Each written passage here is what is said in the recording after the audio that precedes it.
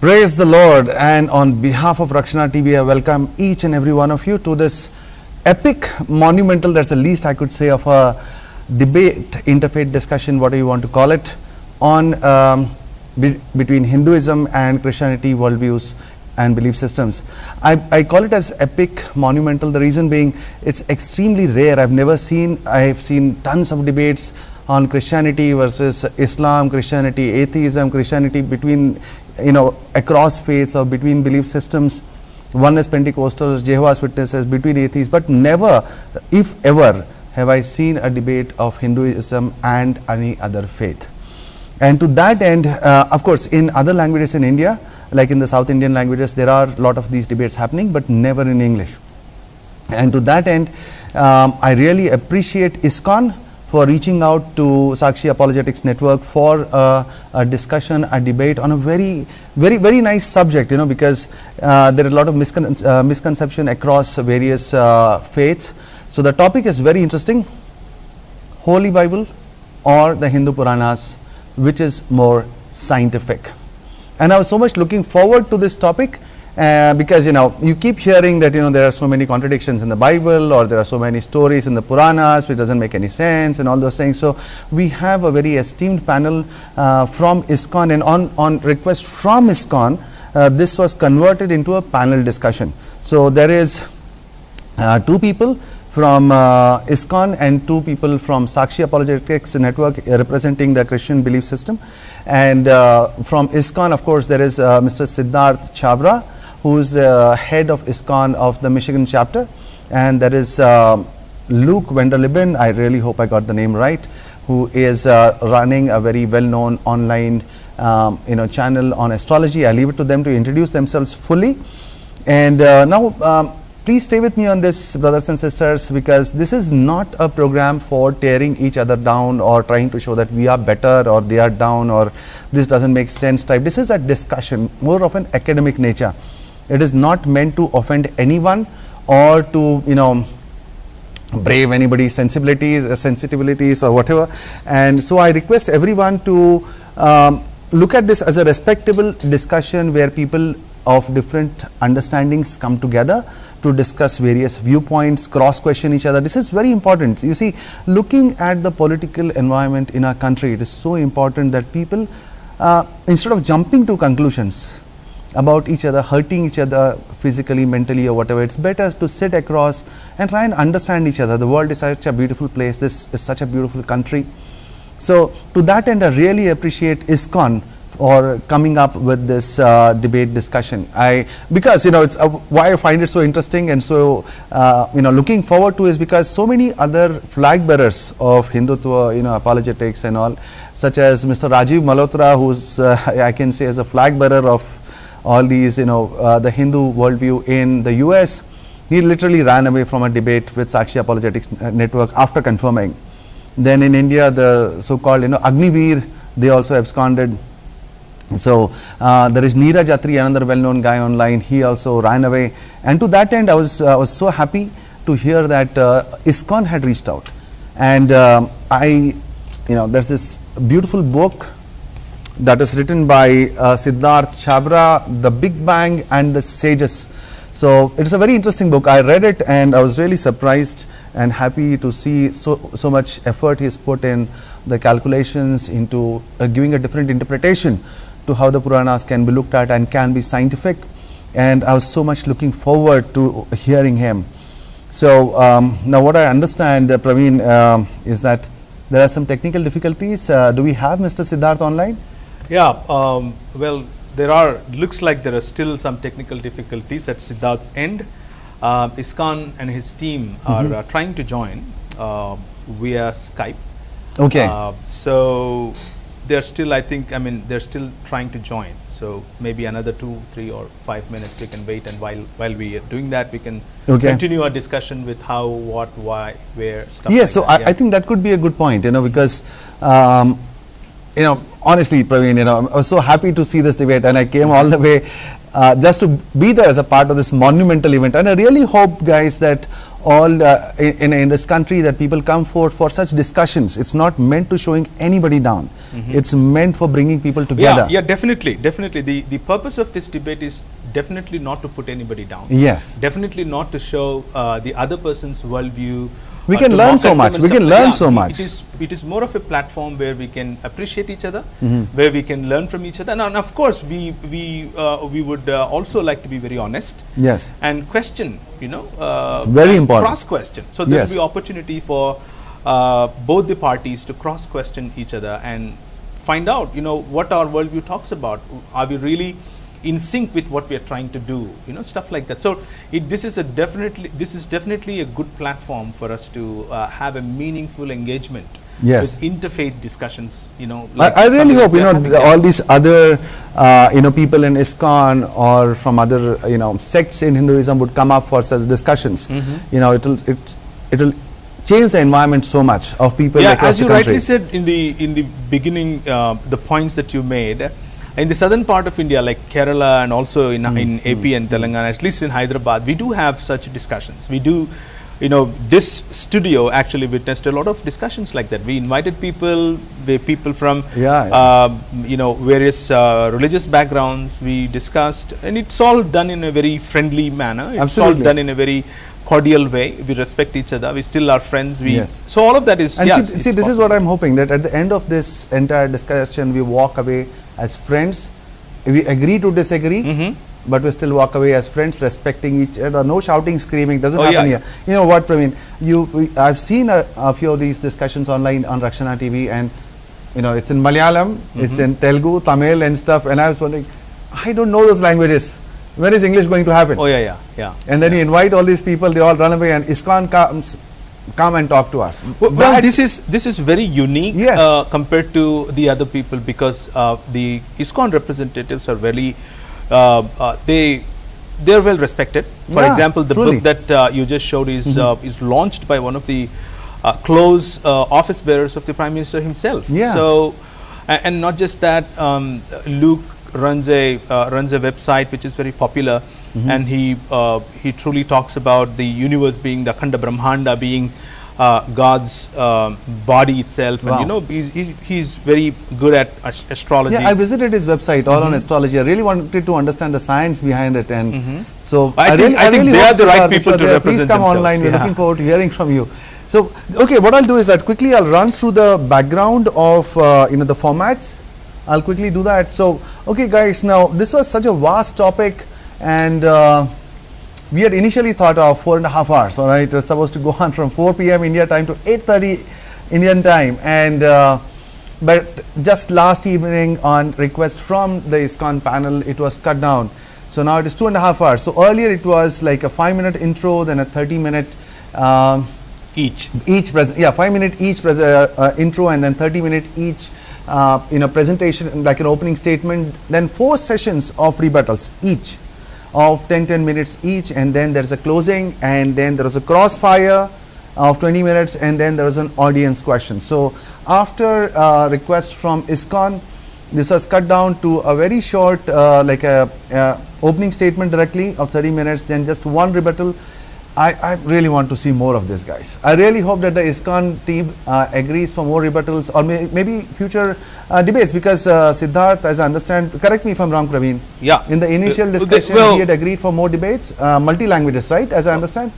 Well, I think Siddharth is, already online. Oh, super. If he's online, if you can please, at least I heard on WhatsApp that he is online. We'll have him very, shortly. We will have him. I'm so much looking forward to hearing him. But I think, panels and platforms of this nature are also a launching pad for the work that we have done. For example, the work the book, that Siddharth it's so important.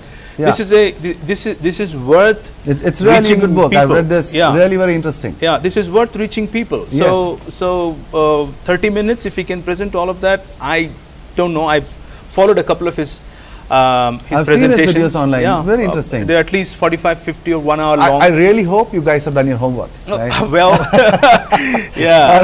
Jerry and Praveen, you've done your homework on this, right? Because he's put in a lot of science, he's put in a lot of calculations and stuff. So I really hope you guys have done your homework. So is he there? Is Siddharth online? I'm so much looking forward to this. Is it Yes, there? I'm here. Can you hear me? Hey. Siddharth ji, Hello, namaskar. Siddharth. I can Namaskar only ji, namaskar. How are you doing? I'm doing great. I'm not able to see anybody. I'm just seeing a dark screen. Is that the same for everybody too? Or can you see other people? I can't hear him. Can you? Yeah. Please Are give we us a audible minute. now?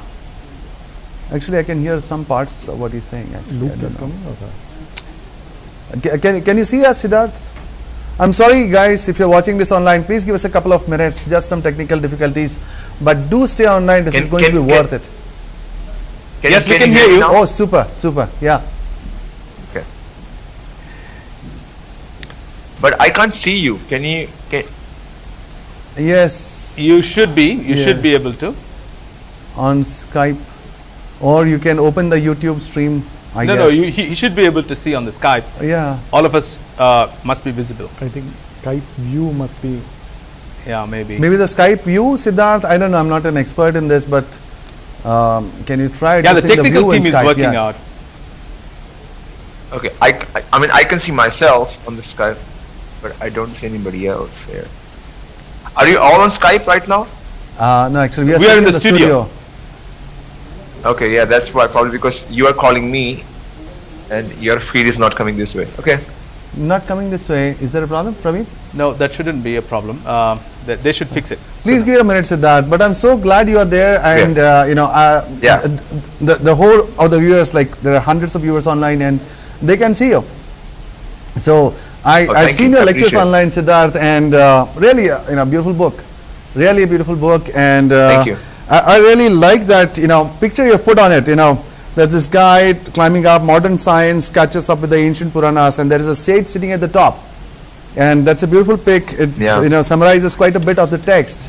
And I've seen your videos. I really wanted to read the book, and I would encourage people to go and get it. It's a good thing to get started with. And as I said, guys, Jerry and Praveen, I'm on Siddharth's side. I really want to see. I really want to hear what you guys have to say on this. All Well, right? I don't want to pick up any sides at this point of time. I'm more of, looking forward to learn Yes. from Siddharth. Yeah, looking yes, forward yes. to hear him directly. I've watched a couple of videos that he did. He does Right. an excellent job. Yeah. So yeah, wanted to learn more. Hyperdimension and terms. Oh, yeah. I really want Oh, to yeah. see how it pans out. Siddharth, I really see. Okay, what I'll do is, since I'm so excited about this, and since I am the moderator, so I'm like controlling this thing. Luke is joining with us. Or, Siddharth, is Luke joining by any chance? Is there a No, problem? he's not able to join because I just said earlier he was having difficulty with the COVID issues, and it's not going to work out for him. Oh man, Okay. but I you've can got tr- Jerry I can and try messaging Praveen on the again. other side. Are you comfortable with it? Are you okay? Yeah, of course. Why not? No, because we had agreed on a panel, so the panel was ready. We had no idea that Luke won't turn up. The more discussion we have, the better it is. Oh yes. I'll look forward. So, Siddharth, I'm so excited about this. I'm looking forward. So, I wouldn't like to take up much time. So, May I- just to summarize. May I know your name? I didn't get your name earlier. Oh, okay. Sorry. Okay, joined in late. Okay, my name is Narendra Sahu, and I am the moderator. Thank I'll you. just be managing this thing, and I'm actually Thank the you. most excited to be here.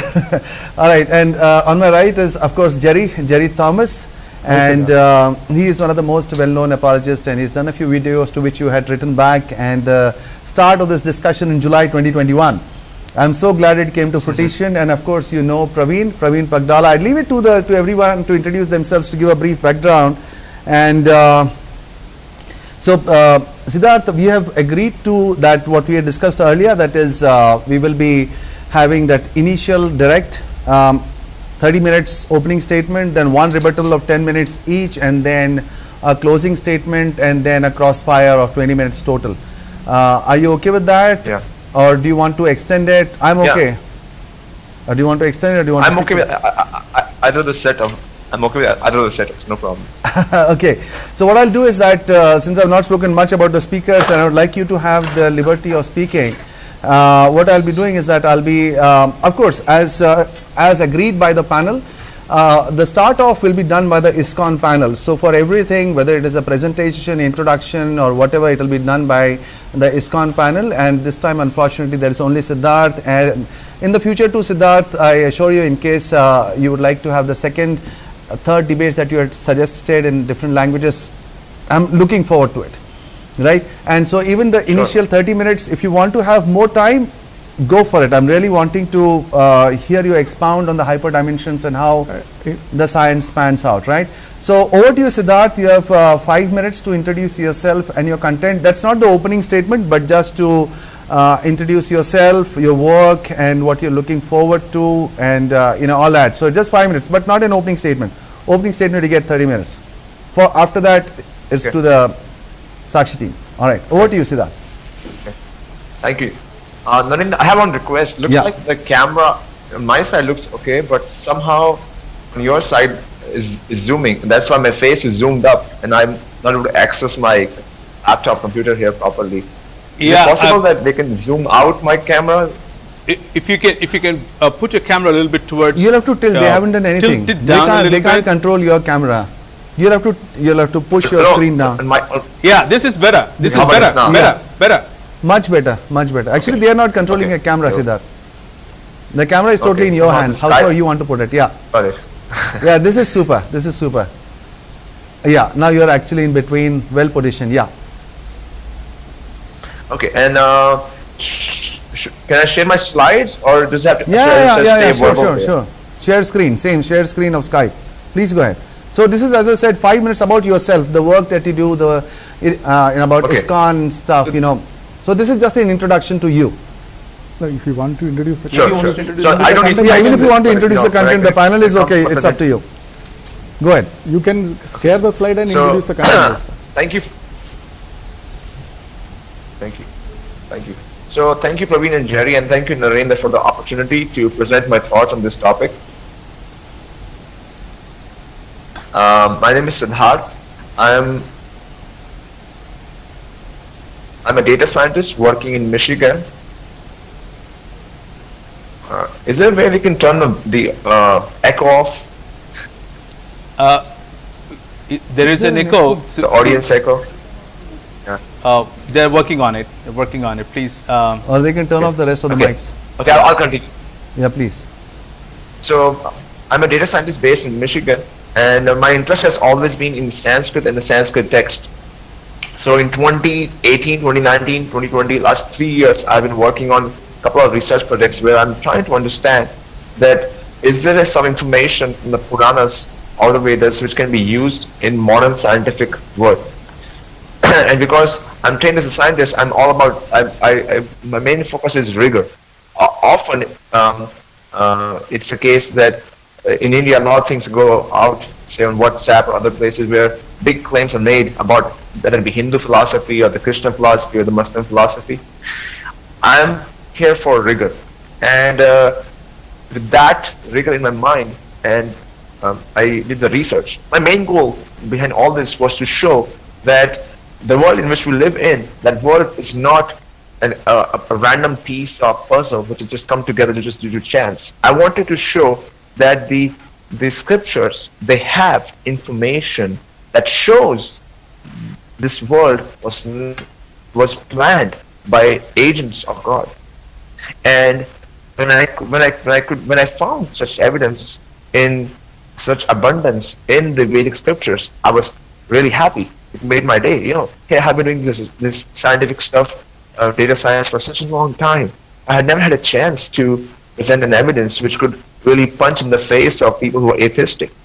That was my really an opposition. I wanted to be going in front of, if you come into the Western world, that's the main opposition to God's words. It is the atheistic scientist. And when I could come up with some strong data empirical evidence, I was like, hey, we have finally a case at which we can punch in their face and say, hey, here you can read the scriptures, and here they are telling this information which predates any of your scientific discovery and has been discovered only recent times.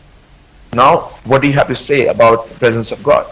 So I was very delighted. And with that, goal in my mind, and with that, inspiration, I wrote the book and presented my findings. So that's going to be my main presentation today. I'm going to share some of the results which I found and which I discussed in my book. And thank you again for the opportunity to have this dais with esteemed speakers like Jerry and Praveen and yourself, Narendra. Thank you. Such a pleasure hearing you, Siddharth. Such a pleasure, and I appreciate that the point you said about scientific rigor. And I could see that in the book.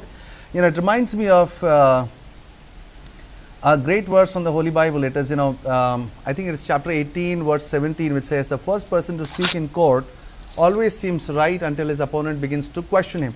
So at this time, I look forward to the questioning and the presentation, even by the Christian side. And there is Jerry and there is Praveen. So over to you guys, just 5 minutes total. You'll have to present yourself and the book. You can start off with what you're doing with all these books on your table. Okay. Have you actually read all these books? Well, we are facing facing somebody who's a data scientist and he's working on his data. So we wanted to be ready with the data. So that's the reason these books are. Anyways, if my time starts now. Yes, time is started, man.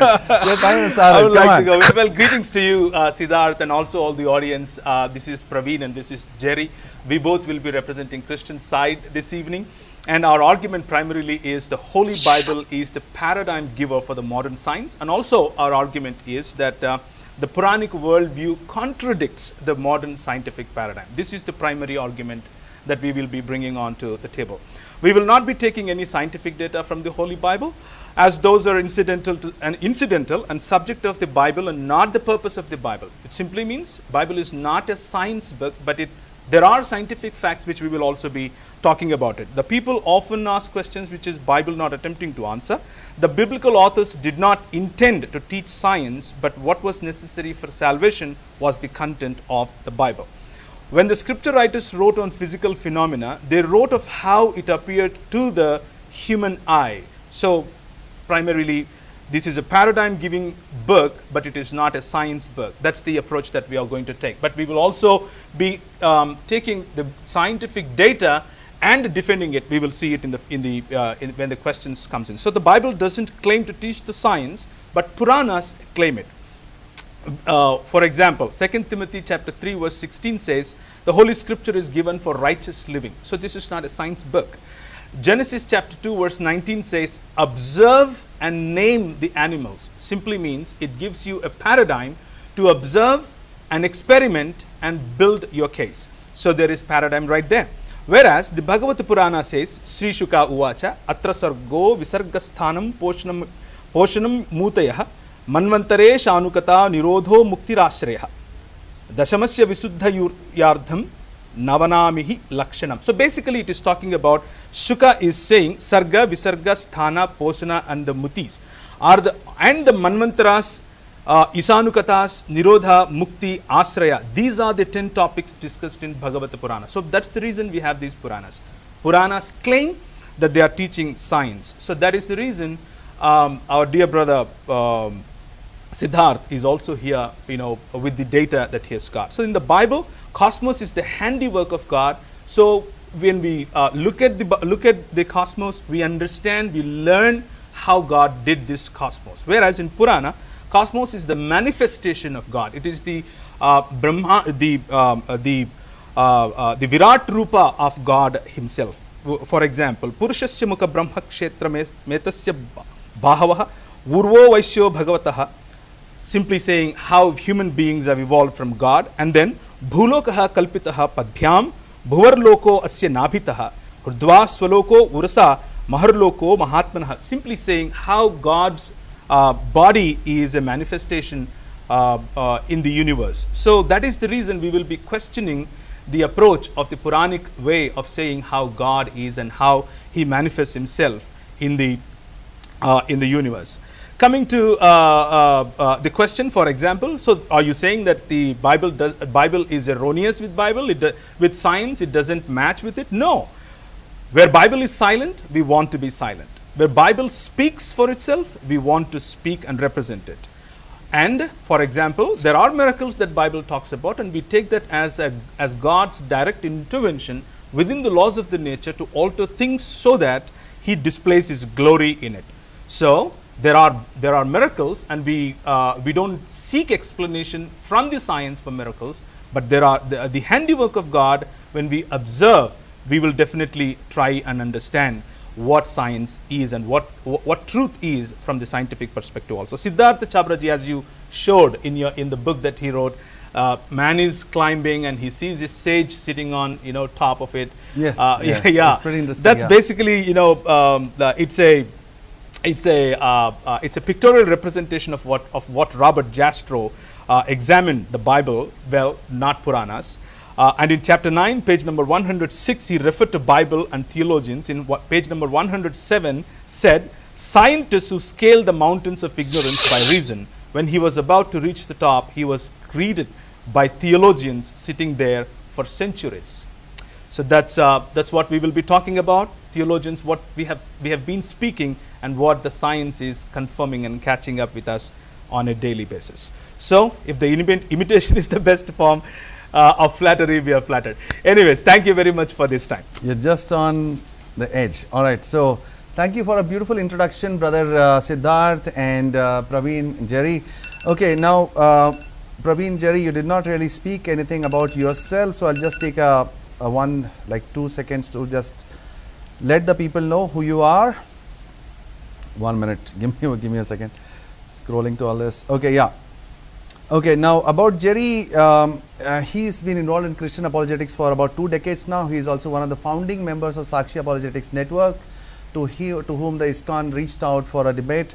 And as a Sakshi Apologetics Network resource person, he has been involved in numerous interreligious dialogues, debates, open forums in universities, public rebuttals.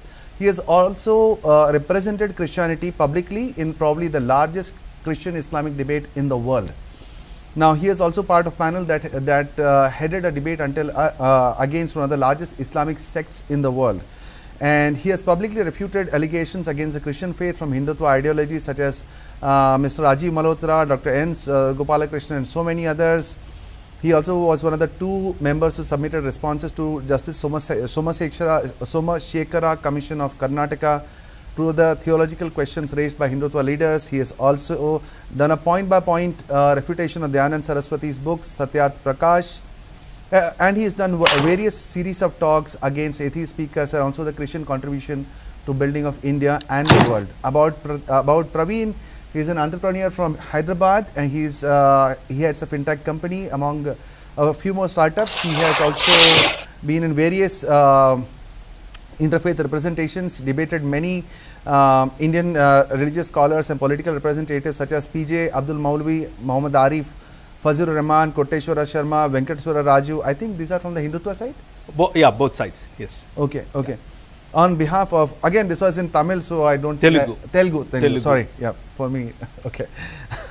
He is very active online and has his own YouTube channel where he posts regularly. He is author of 3 books. Okay, it's in Tamil, I can't read it. So anyway, he is the father of 10 kids, and you heard me right, he is the father of 10 kids, of which 2 are his biological and the 8 are adopted, and he's taking care. So that's a great work that he's doing. And brother Siddharth, from your introduction, I understood that from the Puranas, you understood that there is a clear-cut understanding of how the world has been formed and how God has made and is a part of the overall system. And from what Praveen said about the Holy Bible, he mentioned that the book about the Holy Bible is not a book on science, but it's a book more on theology. And it's not a book on understanding how the world works, but more on what God wants from you. So, okay, that's a great start. And before the rubber hits the road, we'll be going on a short 2-minute break. And Brother Siddharth, please be there. We can try and sort out your technical issues if you still have it. And so audience, be there, and do not forget to circulate the link from which you're watching this show. We would want more and more people to hear what the panelists and of course Brother Siddharth has to say, to hear about the Puranas and then the Christian side too. This is very, very exciting, and I really hope you are excited too. Do pass it around to your friends, be it Hindus, Christians, your churches. Let them know how a discussion, a respectable discussion happens. Thank you. Be there after the short break.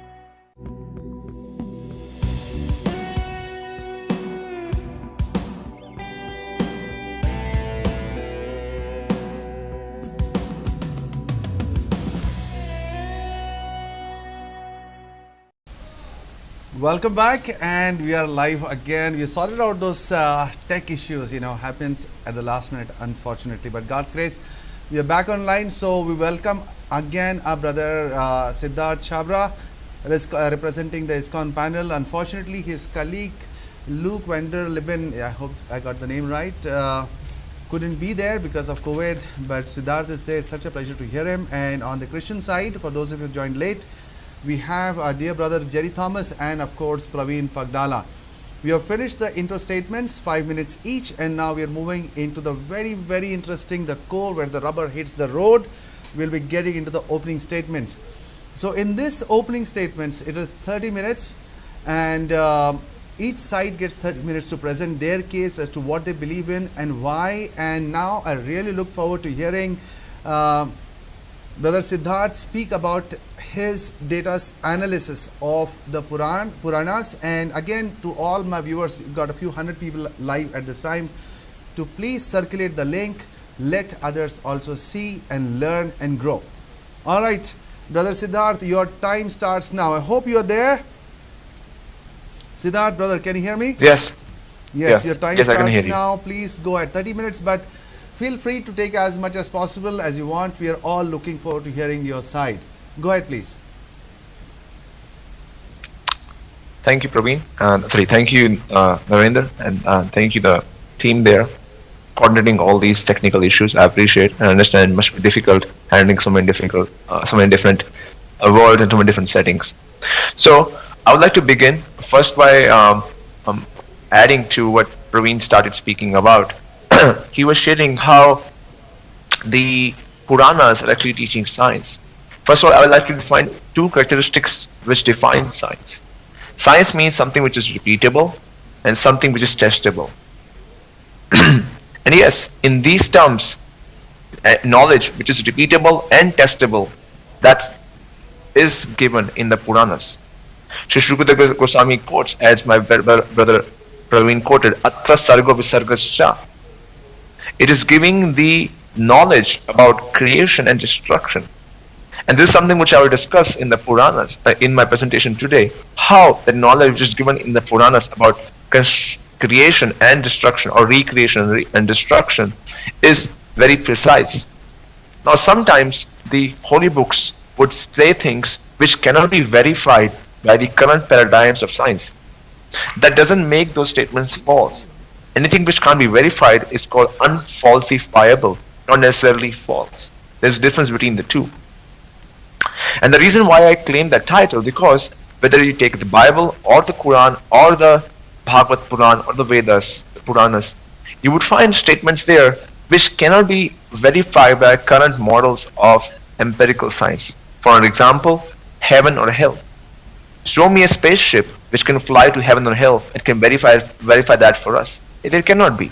So there are statements found through all the books which cannot be verified. However, in my today's presentation, I'm going to specifically talk about, make a case that how the Puranas are a revelation of God. And a proof of that is that the extraordinary amount of knowledge and the extraordinary quality of knowledge which is found in the Puranas. So there are many ways of teaching knowledge. As I present on my presentation, in the slide which I'm showing there are two ways of primarily getting knowledge. One is an ascending, other is a descending. When I say an ascending method is a method based out of methods like logic, deduction, or induction. Whereas descending is when somebody who knows something and he tells you. Just to do an example. For example, you are standing in some valley and you see there is some smoke coming out on top of a mountain. When you see the smoke coming out of the top of the mountain, you know from a previous experience that whenever there is smoke, there is fire. So you do an induction. Okay, I have seen in the past there was fire and there was smoke. I see smoke now on top of the mountain. There must be a fire on top of the mountain. That's called an inductive way of gaining knowledge, or arohan. That's how modern science works. It sees an example, sees an analogy, sees different things in labs, draws induction cases, and comes with an answer. Now, suppose a guy comes running down from the mountain. He has gone for his morning talk from the mountain and he has just arrived. And you ask him, hey, did you see fire on the top of the mountain? And the person tells you, oh no, that's not a fire, that's actually a cloud. I was just there. There is no fire on the mountain. Now when a person who is just right now come down from the mountain, he tells you that there is no fire on the mountain, and and you can see from the person's face that he's sweating, he has just come down, and he seems like a normal, reliable person, then you are like, maybe my deduction was wrong. That's called descending knowledge. When you receive an answer from an object, from a person or an authority who is knowledgeable and who is trustworthy and who seems to have a reliable source of knowledge. So these are two different ways of getting knowledge, Arohan and Avarohan. Now modern science fits in the category of Arohan, ascending, and the scriptures fit in the category of Avarohan, where we get knowledge from the messengers of God. In the case of Bible, it is the angels or the people who came after Jesus. In the case of the Puranas, in the case of the Vedas, they are coming from the sages like Vyasadeva and other rishis who claim to have a direct one-to-one vision, a one-to-one meeting with the Lord, that they're able to hear Lord's vision and they're able to write it down, what the Lord is speaking to them. So that is the Vedas and Puranas, the Avarohan knowledge. Can you go to the next slide? Yes. Thank you.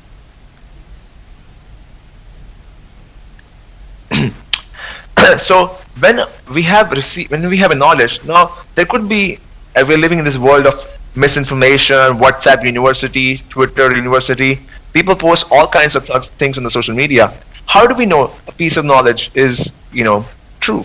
Because how do we know the person who's speaking a piece of knowledge is true? Suppose somebody comes with another book tomorrow and says, this is book's XYZ, and I have written down all the predictions and all the systems of the world. You accept it. This is the Holy Scripture. I have just discovered it. I had a meeting with God and I got it. So whenever we are faced with knowledge, human beings are innately designed to test it. They question it. They want to know whether this piece of knowledge is correct or not. So there are two ways of testing a knowledge. One is subjective, other is objective. Subjective is that if you follow the knowledge given in that book and you apply in your life, you feel some result. You're able to see the same result which is being described. Now in this regard, the Vedas and Puranas have been talking for the longest time that if you follow this way of living life, you will feel freedom from envy and anger. You will feel tremendous amount of happiness. And people feel that. That's why there are more than 1 billion followers of Hinduism for the last thousands of years. So the subjective verification is there in the case of Vedas and Puranas for the longest time. When we go to the objective verification, the next slide, this is where this is where my contribution or my today's presentation is centered around. That there is indeed an objective verification also. Now notice that we are making an extraordinary claim.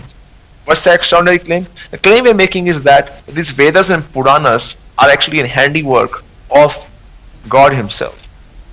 Now, God is an amazing personality. He's full of supreme, He is full of amazing qualities. He's primarily 6 qualities. 1, He is the one who is the most attractive. 2nd, He's the most powerful. 3rd, He's the most knowledgeable. 4th, He is the most renounced. 5th, He has the most number of wealth. And 6th, He is the most famous. So with these 6 qualities, when we talk of a person of His category, then we need to also come up with claims from the books, from the Vedas, which we say have been written by Him, which are of that extraordinary nature. Otherwise, if the book just says the earth is round and hey, scientists have found the earth is round, that's not an extraordinary amount of claim, and that won't be an objective proof. Now somebody may say, hey, our books don't need an objective proof. Well, I'm not saying that every scripture or every holy book needs an objective proof. However, in the case of Vedas and Puranas, there is a presence of it. As I said, there are 2 ways of getting knowledge. You may be receiving knowledge only and truly through the process of our own or descending knowledge, and you may not have a desire to seek an objective proof. But for those people who have a desire to get an objective proof of God, we have it here. I don't think myself presenting just one religion, Hinduism, Christianity, Muslim. I personally see myself presenting a work which is in defense of theism. Because Puranas, sometimes people misinterpret, don't ask somebody to change their religion, neither the Vedas. What they ask a person is to change their lifestyle, where the lifestyle is centered around God, where the lifestyle is all about praying and remembering God.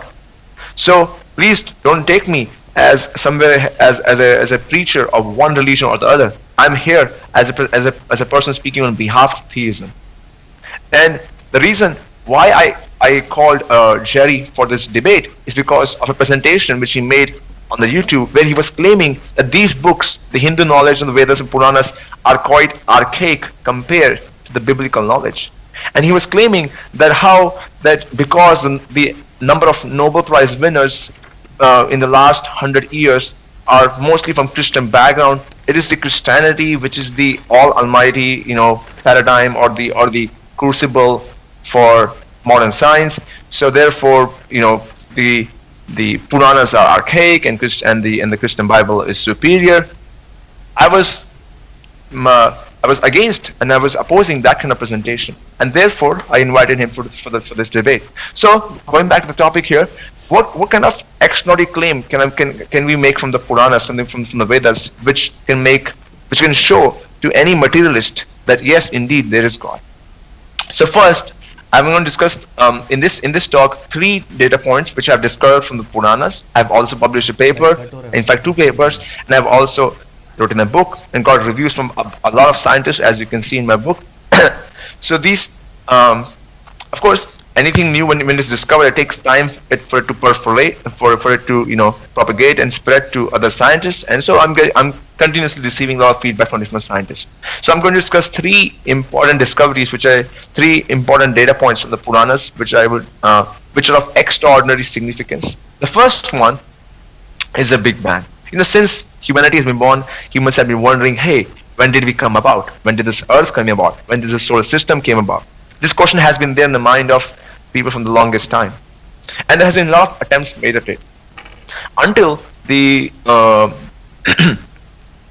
until the beginning of the 20th century. The claim for almost 100 years or so, maybe a couple of hundred years or so, was that there is no beginning to the universe. And why did so let me step back. In the 15th century, after Renaissance, modern science and Christianity took 2 roads. Somehow or other, due to the crimes done by the monarchs in the Western Hemisphere and their association with the Christianity, caused people to dislike Christianity. It was not in the teachings of Christianity to despise the scientists, but the rulers, how they do. They use religion as a means to rule people and try to divide people, and that's what they did. They used the religion as a tool to punish the scientific and the inquisitive people at that time, and that caused a divide. Now, since that divide happened, scientists were opposed to the idea of in any way of God being the creator. So if you look at the common presentations in 1800s or 1700s, they used to espouse a universe without a beginning. And that was great, because if there is no universe, if it's an eternal universe, there doesn't have to be a creator. But comes 1900, Einstein, with his theory of relativity and his findings, presented a model. And due to that model, and then the observation by Hubble telescope, they came to a conclusion that there must have been a beginning to the universe. Now, if there must have been a beginning to the universe, when did that happen? So the question became quite solid in science, that yes, the fact became quite solid in science that there must have been a beginning in early 1900s, and the question became very pressing, that when did the universe begin? Now, as you can see in my slide, in the bottom row, row I show there, that science has been changing its opinion about the beginning of the universe year after year. When I say changing, I mean that they had a very long set of ideas, and over the years they become their observation, their analysis have pointed to a singular date, and they're coming as we see in this diagram, as we see in the bottom row, they're coming slowly and slowly, coming closer to what has been stated in the Puranas for the longest time. So I discovered in my analysis of the Puranas state that the universe began 13.819 billion years ago. And if you look at what the scientists say, they say the universe, this is the latest finding, 2018 paper, submitted after analysis of flying based on the research, or based on observation by the flying satellite, is 13.801. The difference between the two is only 0.08%. So, as per the modern science, the latest discoveries coming out, right, fresh papers coming out in 2018, 2015, the universe had a Big Bang, and that was 13.801 billion years ago, whereas the data given by the Puranas is 13.819. Now, I'm not the first person who is coming up with this amazing correlation. In fact, in 80s, if any of you were in the Western Hemisphere, there was a famous guy, his name was Carl Sagan, and he used to have this show where he will discuss, amazing scientific discoveries and stories. And he was always surprised, and he noted also in one of the his presentations, in one of his TV shows, that of all the philosophies in the world, the Vedic philosophy has a time scale which is closest to the modern scientific time scale. Of course, it didn't have numbers at that time, and both scientifically and through Sanskrit research, but he could see a rough correlation, and he was very he was pleasantly surprised by it. So that was my first data point, that the Puranas and modern science have zeroed in on the same date for the universe, for the beginning of the universe. That is 13.8018 or 13.819 billion years. Moving to data point number 2. So once we have figured out, hey, what's the beginning of the universe, the next question arises, when did our sun came into being? Now, before we can discuss this question, I want to discuss another point which our brother Praveen made. He made the point that as per the Hindu Puranas, and he quoted a verse also very beautifully, that God is actually this universe or this solar system. He quoted a verse saying how the different planetary systems in the Puranas, some of them are his navel, some of them are his chest, some of them are his face. Now, when I look outside, right now it's morning time in Michigan, USA, I see a beautiful sun. And when you see a beautiful sun, what are we reminded of? Well, I am reminded of God's mercy.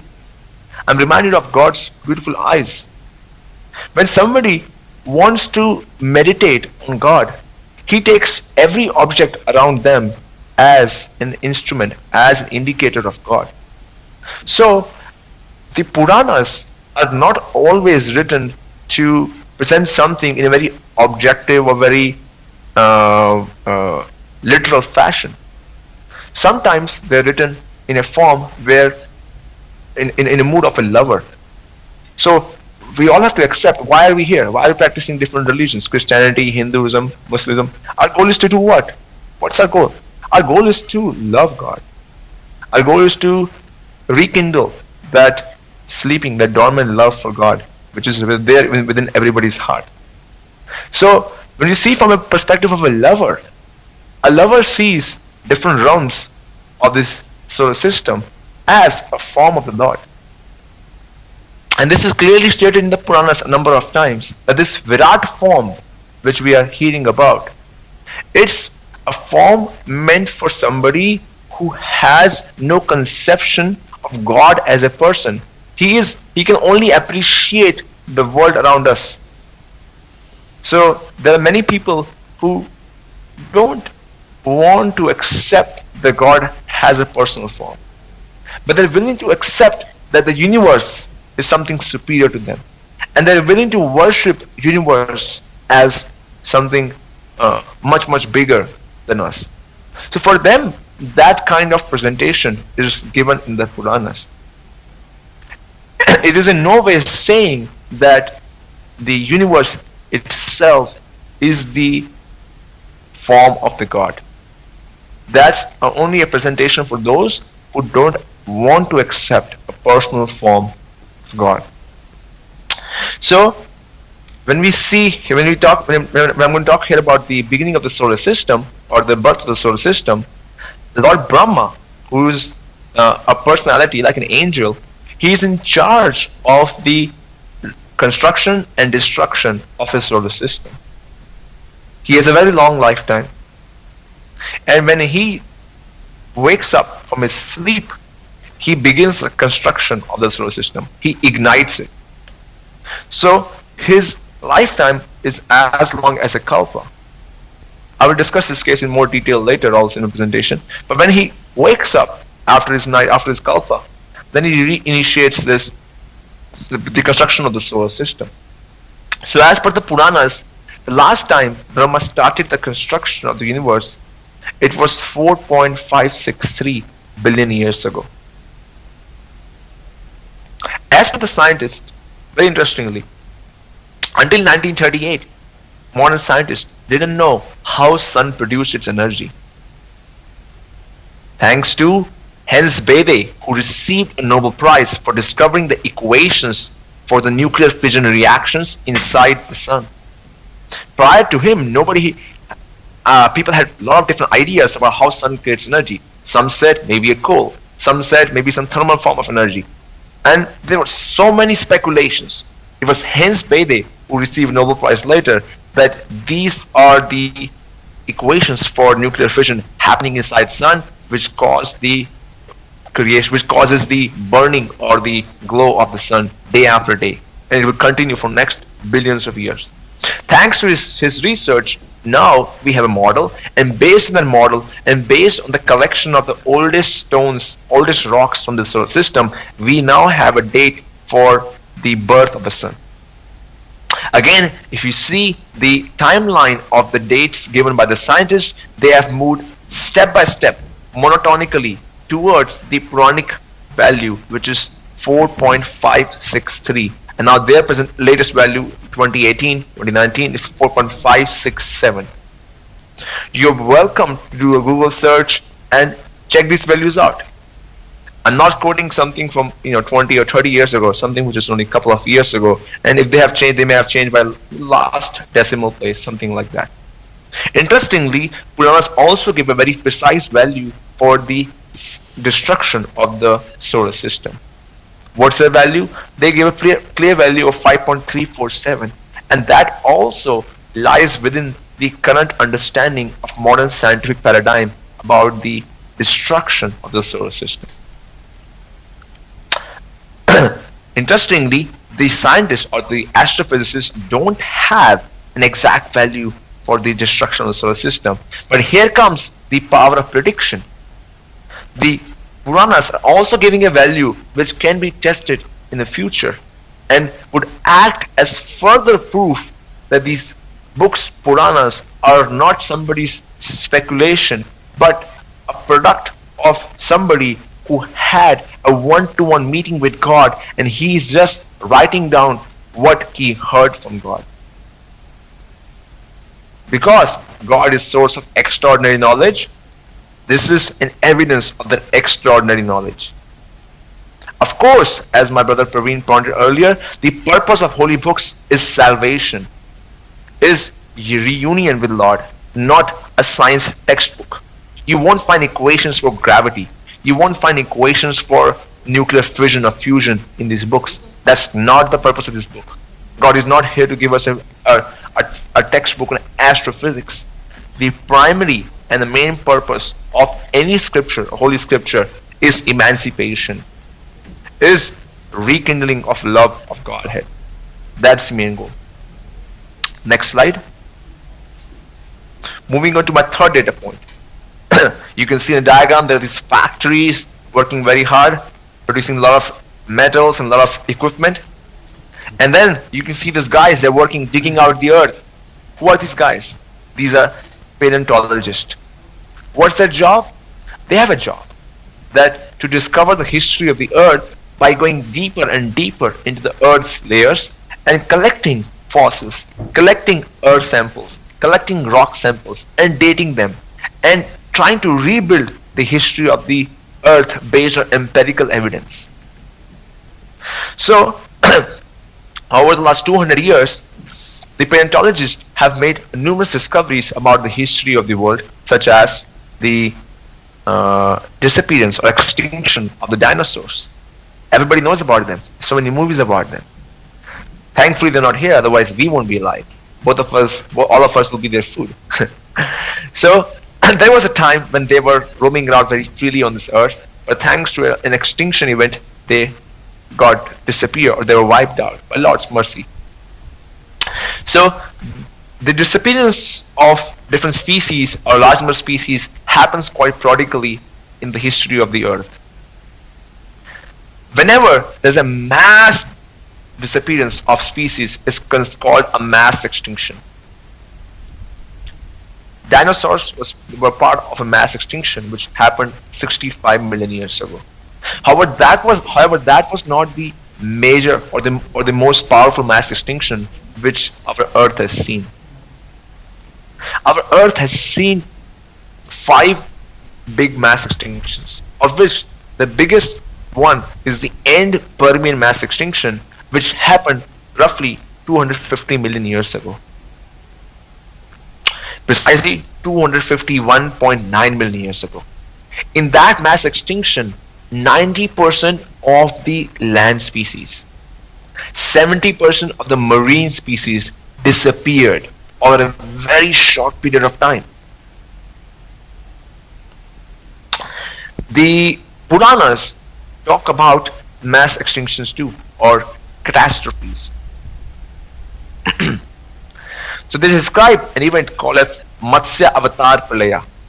Matsya means fish, Avatar means incarnation, Pralaya means catastrophe or extinction event. The event which is described in the Puranas has details which are very similar to the details a portion of that is very similar to the details which are found in holy books like Bible or Quran or other ancient cultures like Native American culture. It's a story of the great flood.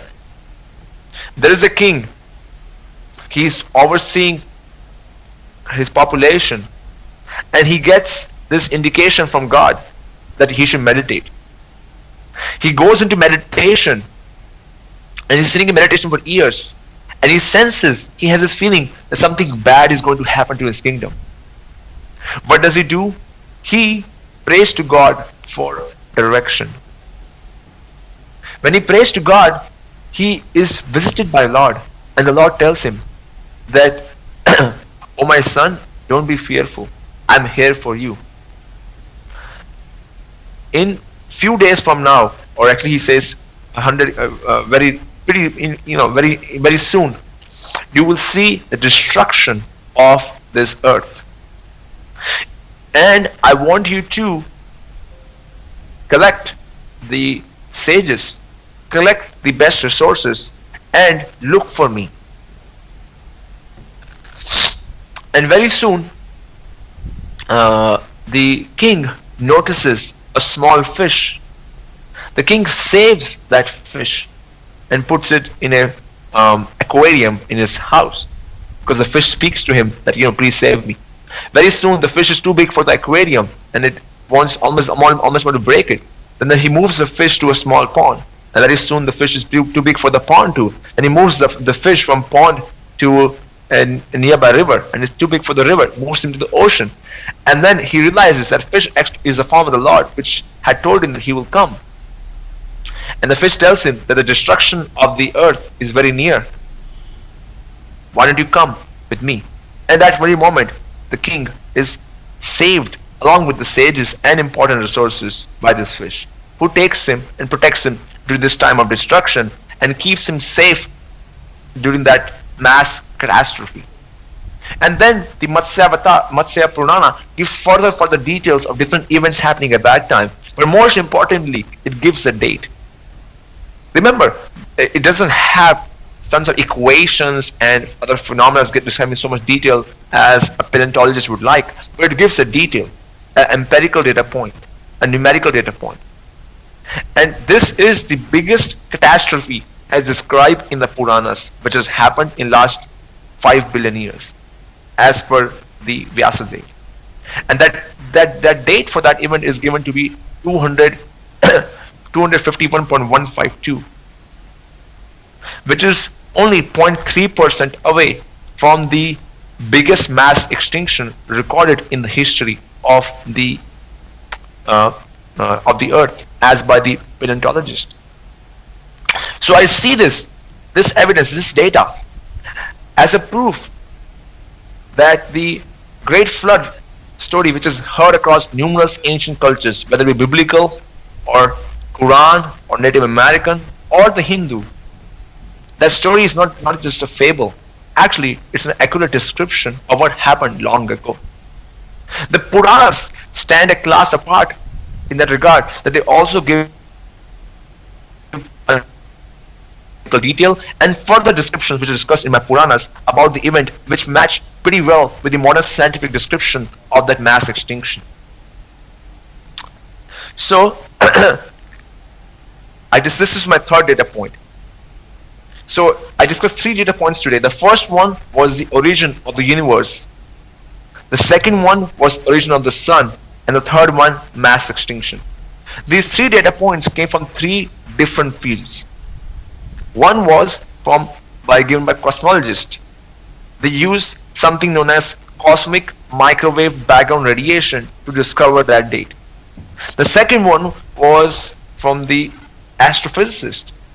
They use calcium, aluminum particles to date the sun, along with the model of the sun which they have it. And third is the date coming from paleontologists, which use a number of dating techniques like radiocarbon dating and uranium PB dating, a number of uranium lead dating, and a number of other techniques to verify those dates. So what are we seeing here? We are seeing that the latest advancements in fields and in numerous scientific fields have come to accept the Puranic model for their chronology. Now, if you see my next slide, somebody may say that these dates may have been a product of guess. Now, what is the probability of guessing these dates? As we will notice, or any person will notice, my friend here has the copies of the Samhitas. They are full with numbers. In fact, in Ramayana, the numbers go as big as 10 to the raised to the power, 40 and 50s. So if the writer of the Vedas and Puranas or the Ramayanas were to just guess, they could have chosen any date. So for them to guess one date accurately is precisely 1 over the 10 raised to the power 50 or 60, as you want to take it. No, it goes up to 10 to the power 60 in the Ramayana. The probability of guessing these 3 dates goes to close to 180, 10 to the power 180. And that's just 3 dates. In my book, I discussed 10 more dates. And in my recent research, which I've continued since then, my team has conducted, we're coming up with 20 more dates. So imagine a book which has 40 precise dates, and all these dates have been accepted by modern scientific paradigm to different amounts of scientific teams and different scientific models. What does this speak to? Just the 3 dates, the probability of those 3 dates to be correct is so huge, it is as big as, suppose I walk into a room and in that room there are 12 people having a party, and I tell each person exactly their credit card number the first time I see them. A credit card has 16 digits. Is this possible? Mathematically, maybe, but realistically, not. So the explanation that this must have been a guesswork falls apart. Next slide.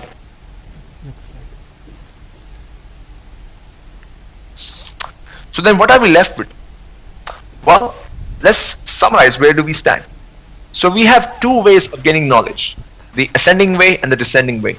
The ascending way is the modern science.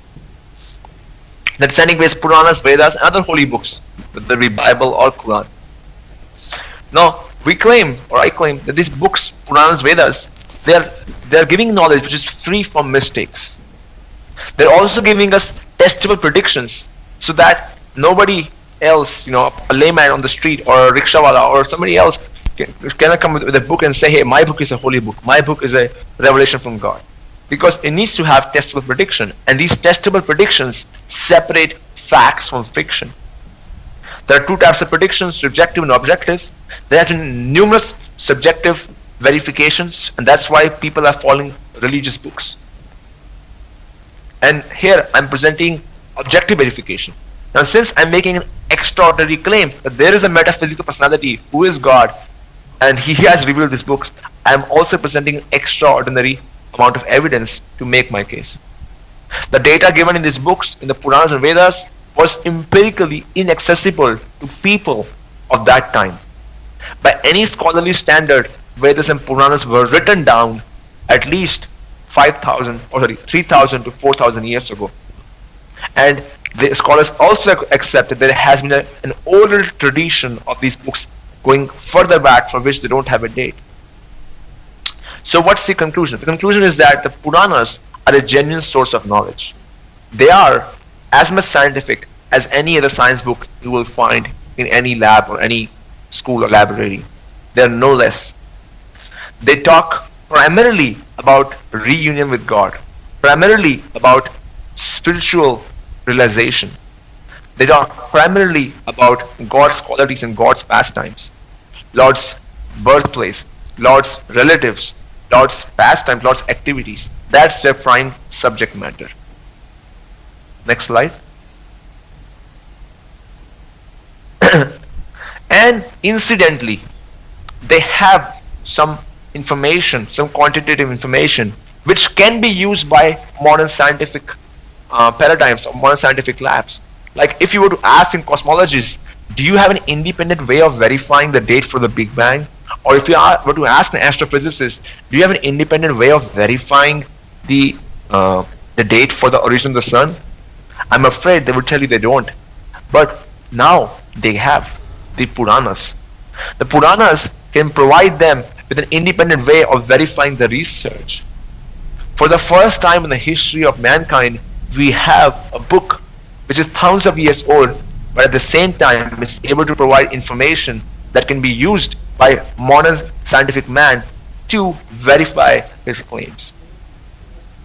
So here we are not claiming that there is no laws of nature. There is laws of nature, but there are also divine beings, and these divine beings are running those laws of nature.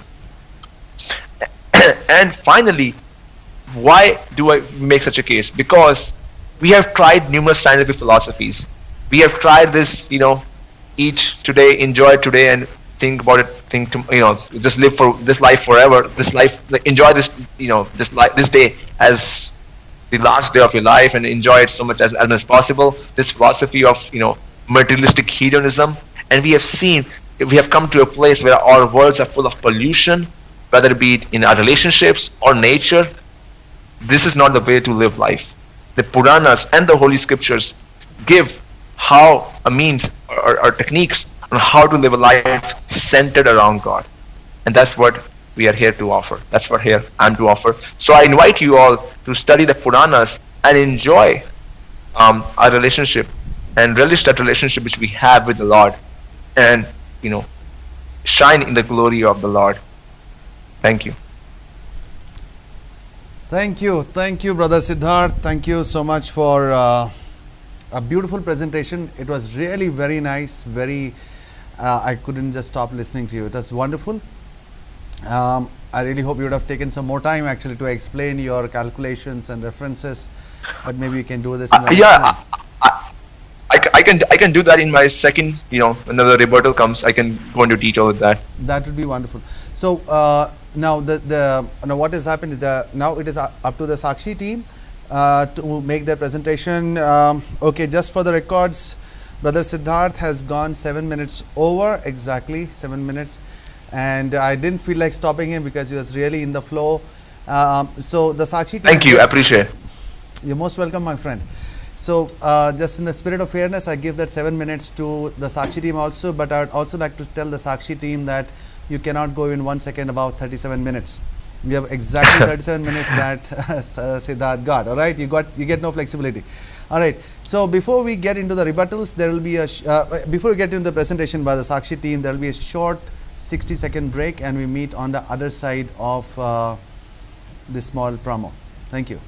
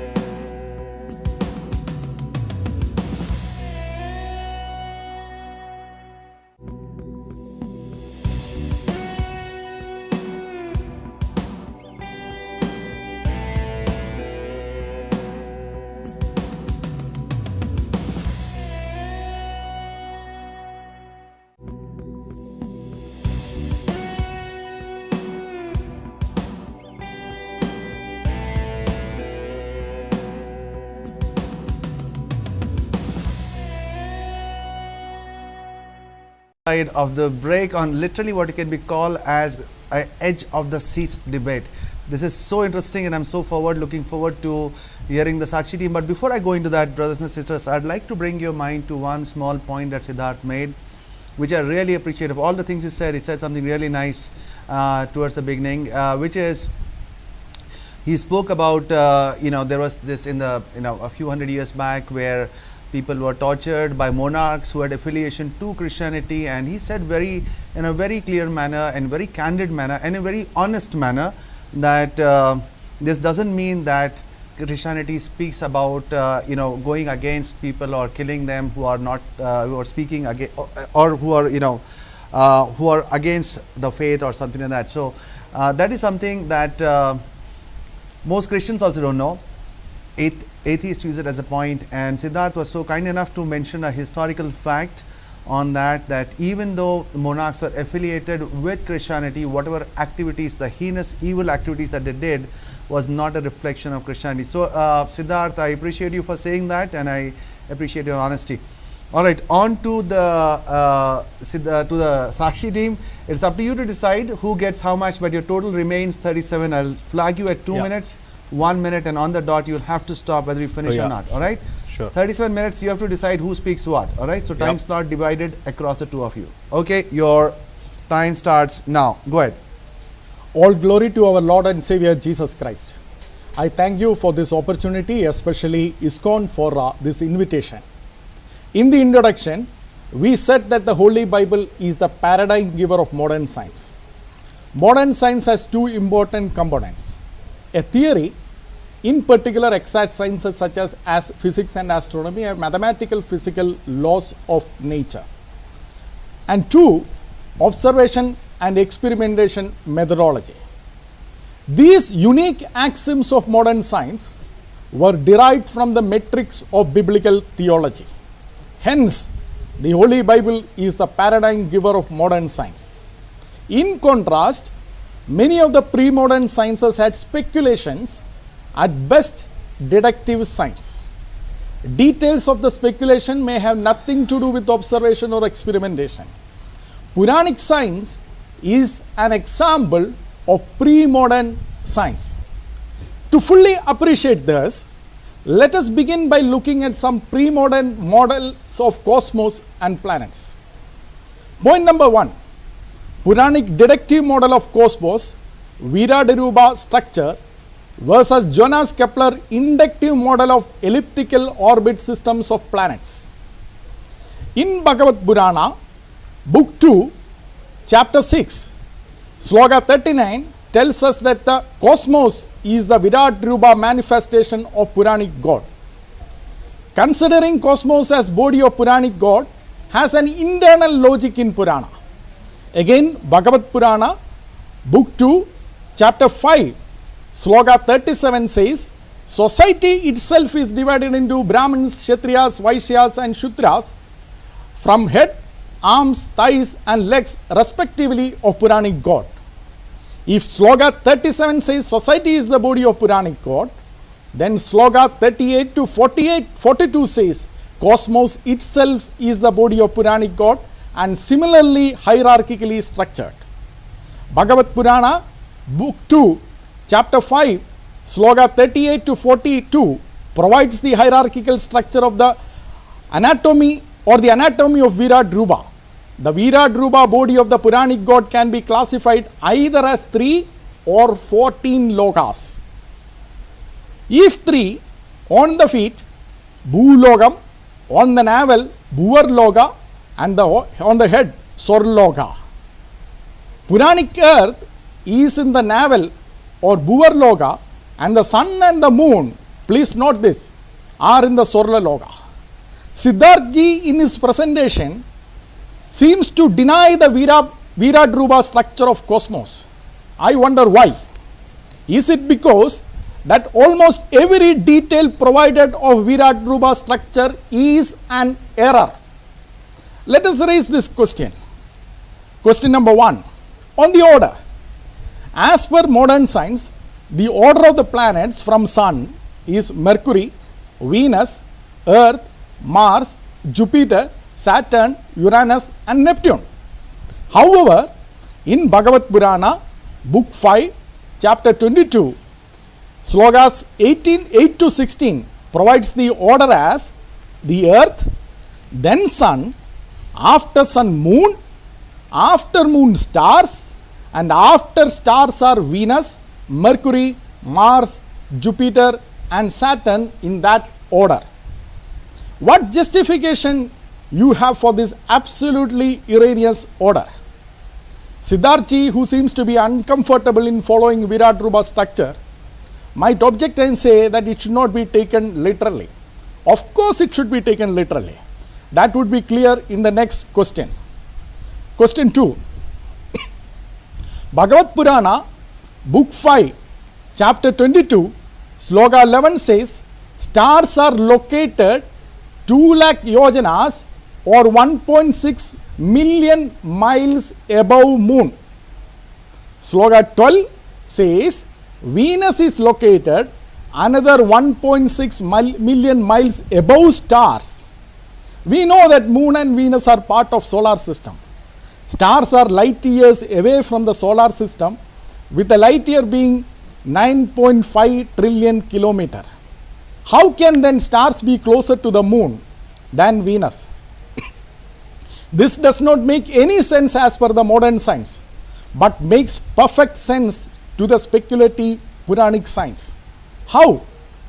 In Shiva Purana, part 3, Koti Rudra Samhita, chapter 14, we read 27 Puranic constellations of the stars are daughters of Daksha and are married to moon. As husband and wives, of course moon and stars should be closer to each other.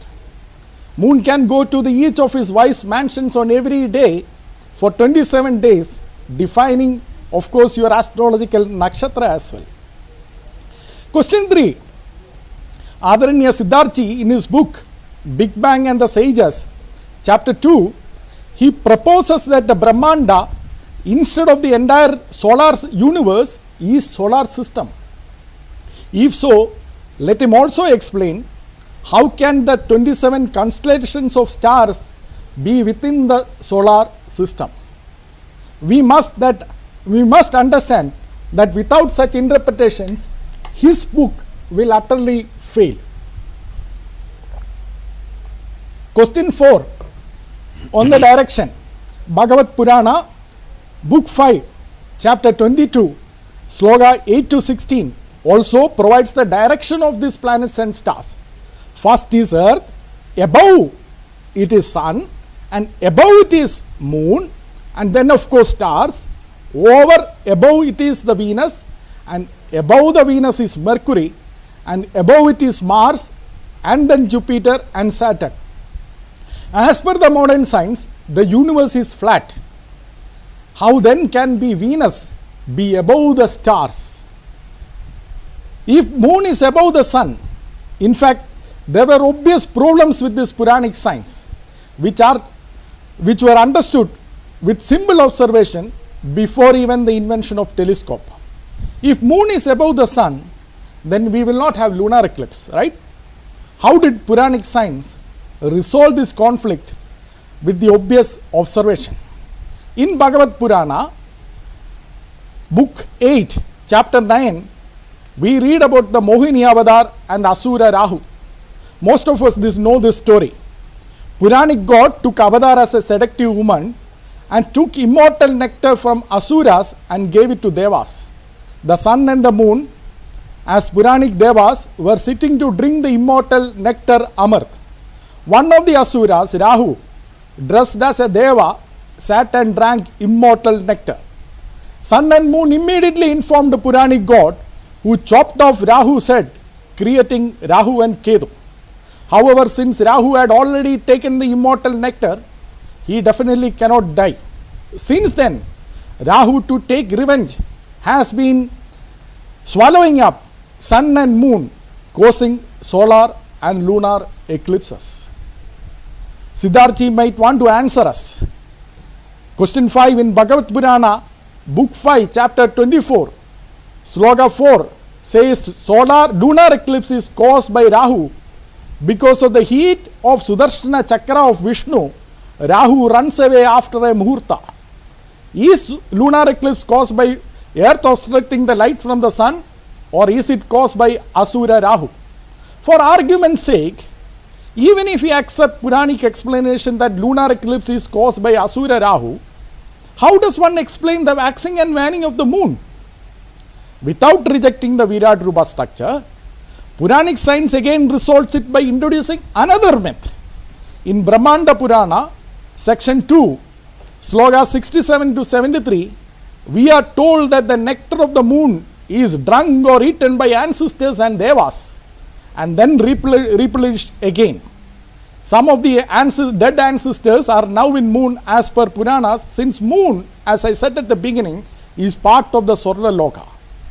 If you buy an ordinary telescope and look at the moon, you will see that there is no edible nectar in the moon.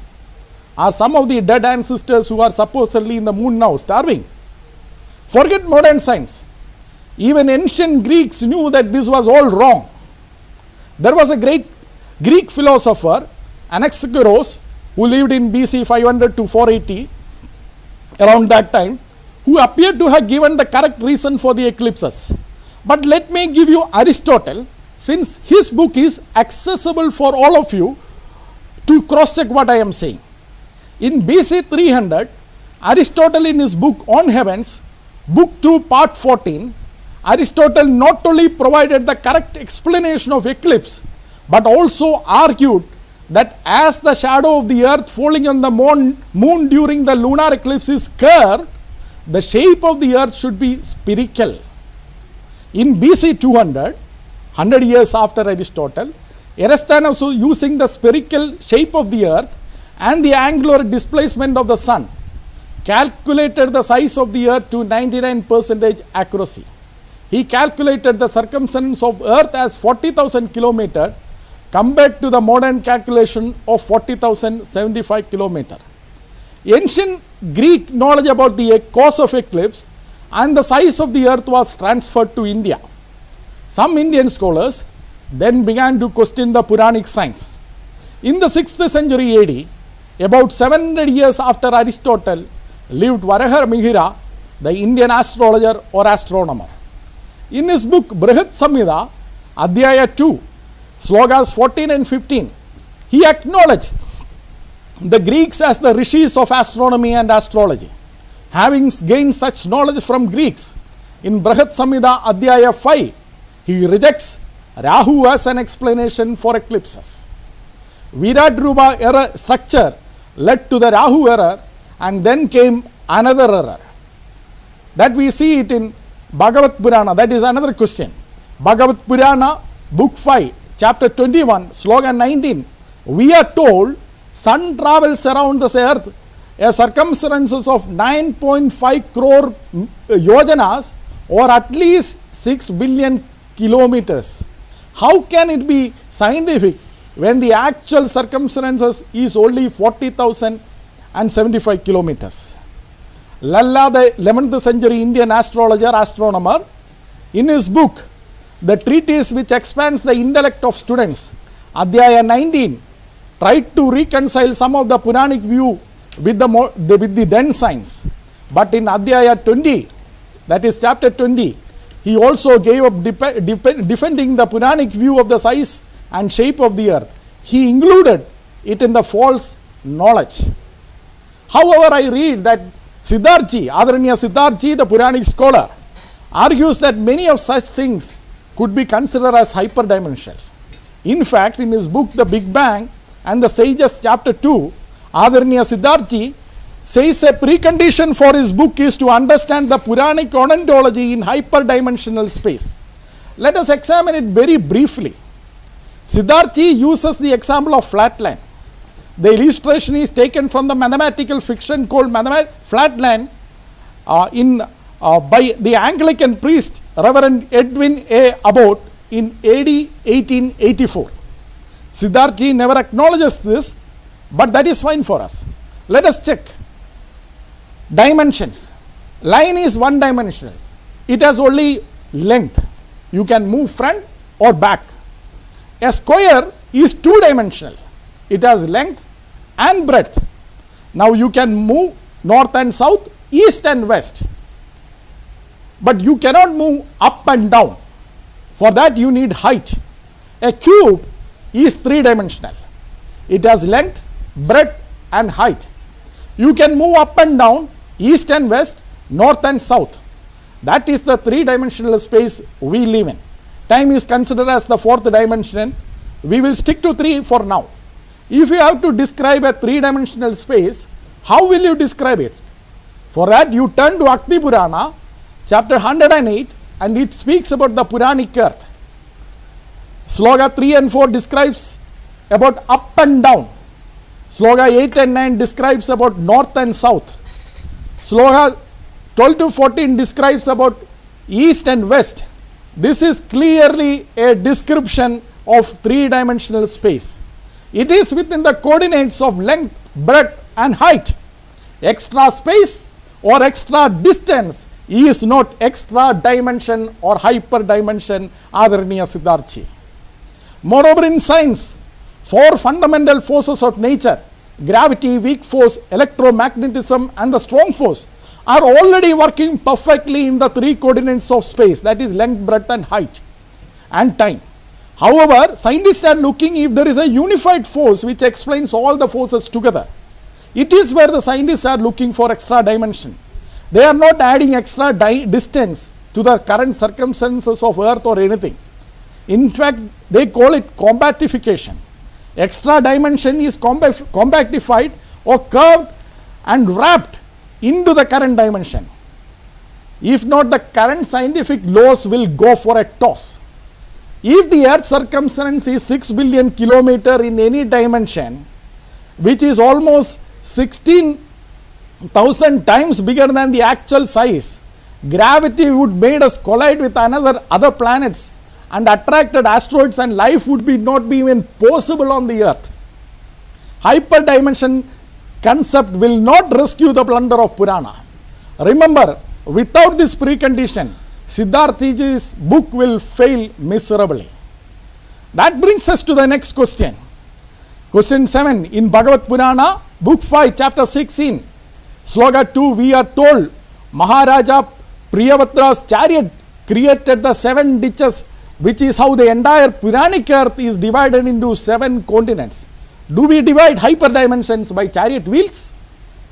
Again, another question which it raises. Question 8 in Agni Purana, Adhyaya 108, sloga 2, it says we are given about the 7 oceans of these 7 continents.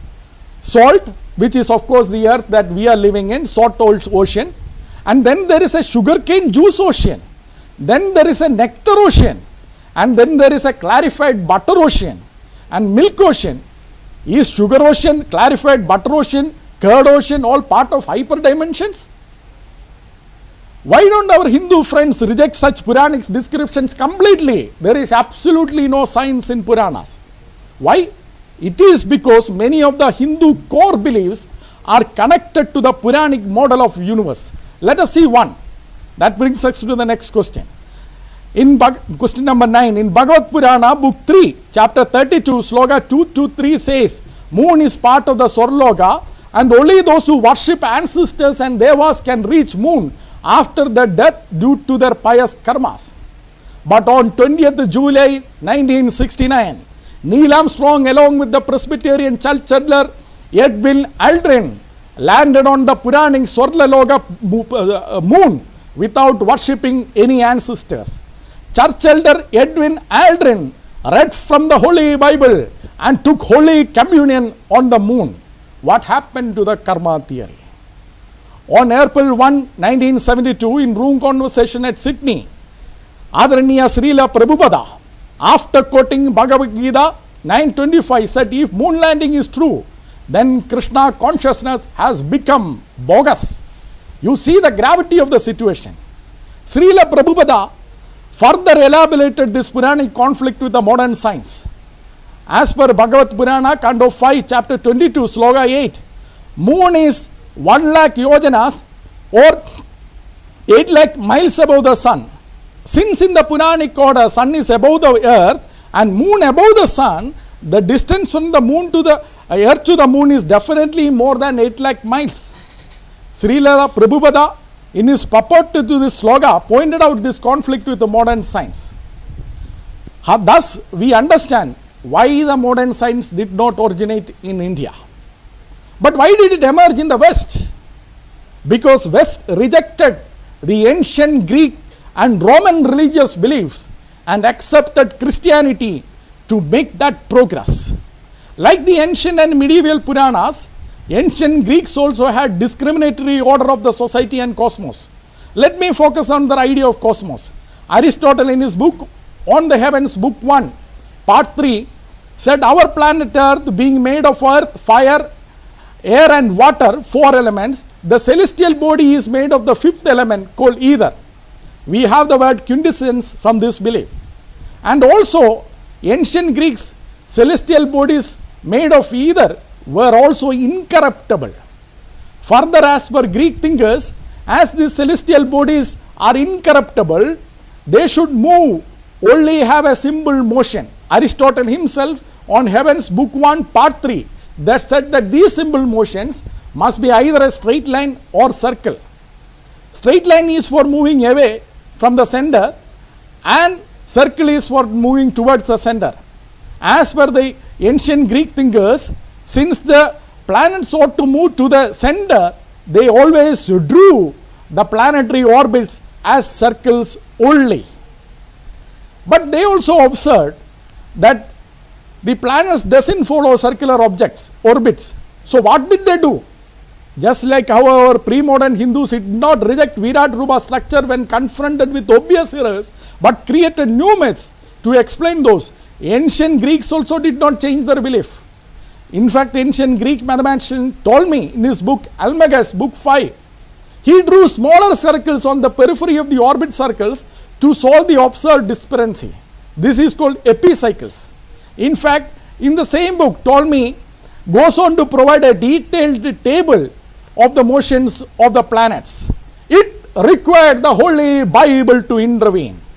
The entire biblical theological matrix was in action to dismantle the old Greek system of cosmos. Let us look at some important thoughts. Omnipotence of God, moving from deductive method to inductive method. In AD 1277, Bishop Tembiar of Paris, after investigating the Aristotelian science, issued condemnation of 219 propositions of Aristotelian science. This is discussed in detail in the book The Foundations of Modern Science in the Middle Ages by eminent historian Edward Grant. Article 49, for example, condemned the Aristotelian science which said that the God could not move the heavens. Why this objection from the Bishop of Paris? Because the Holy Bible says in Genesis 1:1 and Romans 4:17, God created the universe, including time and space, out of nothing. Holy God of Holy Bible is omnipotent and has absolute authority over creation. He could create linear motions, circular motions, or elliptical motions, or any other type of motions for planets. It is for us to observe. Like how Adam observed the animals and named, it is for us to observe and understand. Biblical concept of sovereignty of God liberated the human mind from the clutches of Virat Rupa and Greek divine circles. Second, dismantling the hierarchical structure of the cosmos. Historian Larry Sitnov, in his book, that is a recent book, Inventing the Individual, pointed out that Christianity not only dismantled the discriminatory social structure, but also dismantled the discriminatory cosmic structure, which is something to which both the Hindus and the ancient Greeks believed. Further, as historian Sir Herbert Butterfield, former Vice Chancellor of Cambridge University, points out in his book The Origins of Modern Science, chapter 4, The Downfall of Aristotle and Ptolemy, Bible verses such as Psalms 102:26, Hebrews 1:11, which says that the heavens will grow old and perish, is in direct conflict to the Aristotelian science. Now, if moon is not the Sorlaloga and neither made of either, it is possible then to go to moon itself.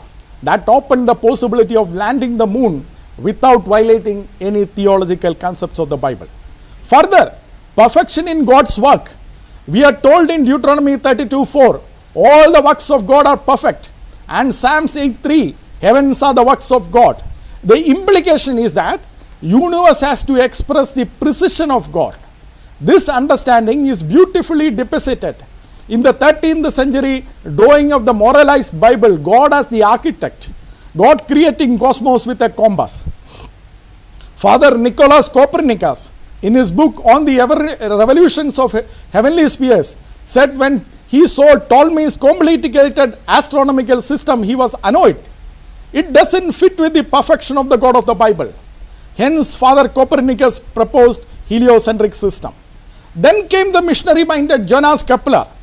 There was 8-minute observable difference in the movement of Mars from the pre-modern system of Ptolemy and 3-minute difference from Tycho Brahe. This was not acceptable to Kepler. Kepler's God would create the world in perfection. Kepler was not bound by the divine Greek circles.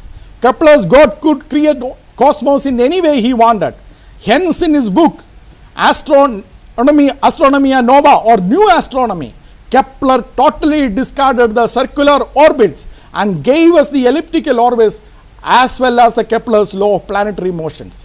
Kepler had a mission agenda behind these discoveries. In the harmonies of the world, Kepler said that he is doing it for the glory of God and to save souls. In other words, to transform the mind and the soul of the people as per the biblical worldview. How? With a stroke of a pen, Kepler not only tore through all the fictitious epicycles of Ptolemy, but also dismantled equally the fictitious Virat Rupa structure of the Puranic cosmos, so much so that today Siddhartha is not ready to accept what is clearly taught in the Puranas. But we have a problem. If the earth and the planets etc. are non-being objects as taught by the Holy Bible in Genesis 2:7 and Genesis 3:8, how do they move? To understand this, let us look further. In point 2, this is the section 2 of the presentation, Puranic explanation for the movement of planets versus the biblical commentator Sir Isaac Newton's explanation. If sun, moon and planets are living beings as Puranas speculate, they must be moving on their own or using some vehicles. Let us look at the evidence. In Bhagavad Purana, book 5, chapter 21, we read that the sun is riding on a chariot pulled by 7 horses. You can read the slogas 12, 13 and 15. In Brahmanda Purana, section 2, chapter 23, we have descriptions for chariots of moon and other planets as well. If sun, moon, etc. have chariots and horses to move, why search for physical laws? Interestingly, there is no chariot for the earth, which raises an important question. Question 10, why there is no chariot for the earth? If there is, please provide reference. Or is it because in the Puranic cosmology, earth is supposed to be stationary? Let us explore further. In Bhagavad Purana, Canto 5, chapter 25, sloga 13, Canto 10, that is the book 10, chapter 68, sloga 46, the Bhumandala, the Puranic Earth, rests on a 1,000-wood serpent, Ananda. I must add that it is not merely the Puranic Earth, but the stability of the entire Brahmanda is due to Ananda, serpent Ananda. But it raises another equally important question. Question 11. In solar system, sun is not merely the geographical center, but at the center of action, providing stability of planets in their orbits. If serpent Ananda is the cause of the stability of planets, shouldn't we call the system as serpent system rather than solar system? The main point is, if sun, moon, planets are living beings, why would anyone look for a mathematical physical law to explain their movement? They will not. That is why ancient Greeks or ancient Chinese or Hindus never discovered a single mathematical physical law of nature before the modern science. Ancient Greeks, like the Hindus too, believed that nature has a body with its own mind, says historian R.G. Collingwood in his book The Idea of Nature, Introduction Greek Philosophy. It required the Holy Bible to intervene to provide a different paradigm, a different thinking cap. In Genesis 1:1 and Romans 4:17, we read that the God created the universe, including the time and space, out of the nothing. This universe which created out of nothing is impersonal and separate from personal God. The impersonal universe has no willpower on its own. It is God who imposes his law as per his wish on the nature. In Jeremiah 33:25, we read, I have established the fixed laws concerning governing the heaven and the earth. That is why Sir Herbert Butterfield, in his book The Origins of Modern Science, said, the most sensational steps towards the scientific revolution in astronomy took place before the discovery of telescope. Scientific revolution in astronomy began not when men looked the skies through telescope, but when men looked the skies through the biblical lens. Father Jean Buridian, who lived in AD 1301 to 1362, proposed the theory of impetus, a physical theory for the movement of planets. This is cited by several historians such as Herbert Field, Marshall Clagett in the Science of Mechanics in the Middle Ages, as the predecessor of Newton's first law. Bible commentator Isaac Newton. Isaac Newton was not only one of the most brilliant people ever lived on the face of the earth, but he was also a serious student of the Bible who wrote Bible commentaries. He wrote more on Bible than on science. And he who discovered the gravitational laws in his magisterial book Mathematical Principles of Natural Philosophy explicitly rejected similar views to that of Puranas and subscribed to the biblical view. You can be very clear about this in the author's preface of that book, where he rejects substantial forms and occult qualities of nature. If that statement is not clear, he further goes to the conclusion and he rejects, saying that the universe is not a living organism or a body of God like Virat Dhruva. Virat Dhruva, he doesn't use that word, but he says it is not the body of God. And further Newton says the God of Israel, the God of the Bible, he is the one who created it. That led to the discovery or search for the laws. Similarly, Christian apologist and scientist Robert Boyle, who discovered the laws of motion, in his book The Christian Virtuoso, said the laws of motion depended on the will of God and not on the matter's own mind. This is a complete rejection of the ancient Greek understanding of nature and pre-modern understanding, Hindu understanding of nature. Question 12, in Bhagavad Purana, book 2, chapter 5, we read the world as the body of Puranic God. Newton and Boyle rejected it. And this rejection and the acceptance of Bible led to the discovery or the concept of laws of nature, as Peter Harrison, the Oxford historian, noted. How can then we consider Puranas as the as scientific? Puranas are actually the antithesis of the methodology or of modern science, and the Bible is the paradigm giver or the mother of modern science. Let me quickly conclude, since Naren will not give me further time. Holy Bible promotes observation and experimentation. Puranas create obstacle for experimentation by attributing divinity to nature. In our introduction, we cited Genesis 2:9 and said how God expected Adam to learn by observation. Peter Harrison, Oxford historian, in his book The Fall of Man and the Foundations of Modern Science, examined this question very deeply. Why did people start experimenting? And one of the major reasons he found was their theological understanding of Genesis 3. Genesis 3 teaches that Adam sinned and lost his original capacity, or this is how they interpreted. Francis Bacon, a key person in the development of scientific method, said in his book Novum Organ, since in Adam we lost our capacity, observation alone is not sufficient, we need experimentation. Micrographia of Robert Hooke, probably the first ever scientific bestseller in the world, said experimental science is there, should be there to remedy the capacity we lost due to sin. Irrespective of whether Siddhartha agrees or not, these are the conclusions of historians of science. In contrast, Puranic teaching is a great obstacle to the scientific methodology. Bhagavad Purana, book 7, chapter 9, Slogan 30, we read, whatever exists in the Puranics is Puranic Supreme God alone. And in Bhagavad Purana, book 11, chapter 2, Slogan 41, we read, devotees should venerate the nature because the nature itself is Krishna, his manifestation. Robert Boyle, who wrote the book A Free Inquiry into the Vulgarly Received Notions of Nature. In this book, Robert Boyle, he said veneration of nature, that is teaching similar to Purana, is a great impediment to experimental science. If ISKCON director Siddharthi does not agree with the Robert Boyle, I show the Robert Boyle's questions. Let Adaraniya Siddharthi answer it with evidence. Question 13, Robert Boyle's question. If nature is considered as divine, can human beings ever comprehend it? Question 14, if nature is considered as divine and ought to be venerated, will it not be impious to do experiments with the nature? Question 15, if nature is considered as the Virat Dhruva of Krishna, should human beings ever attempt to change or control or make any modifications or do anything to the nature? Thus we see that the Puranas are not merely unscientific but are an obstacle to the two defining features of modern science, a mathematical, physical laws of nature and observation and experimental methodology. The Holy Bible provides foundation for both. The Holy Bible is the mother of the modern science.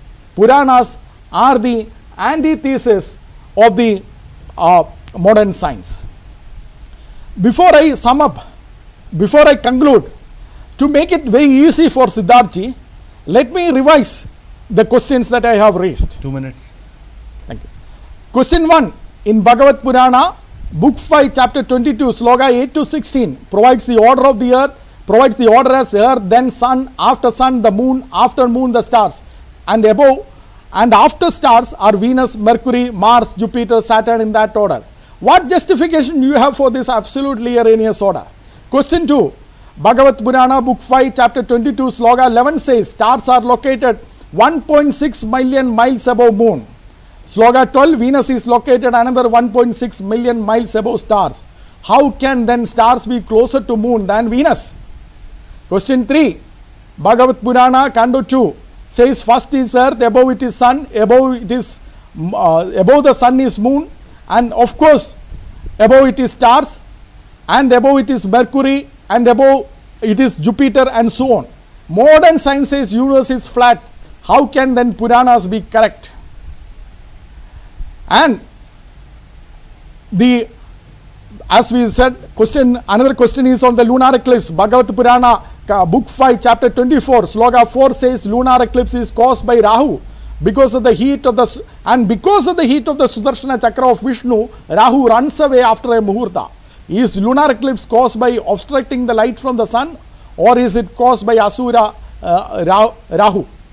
And if the 7 continents and the 7 oceans of the Puranic Earth is hyperdimensional, please explain if the clarified butter ocean and the other oceans that are described, are they also hyperdimensional?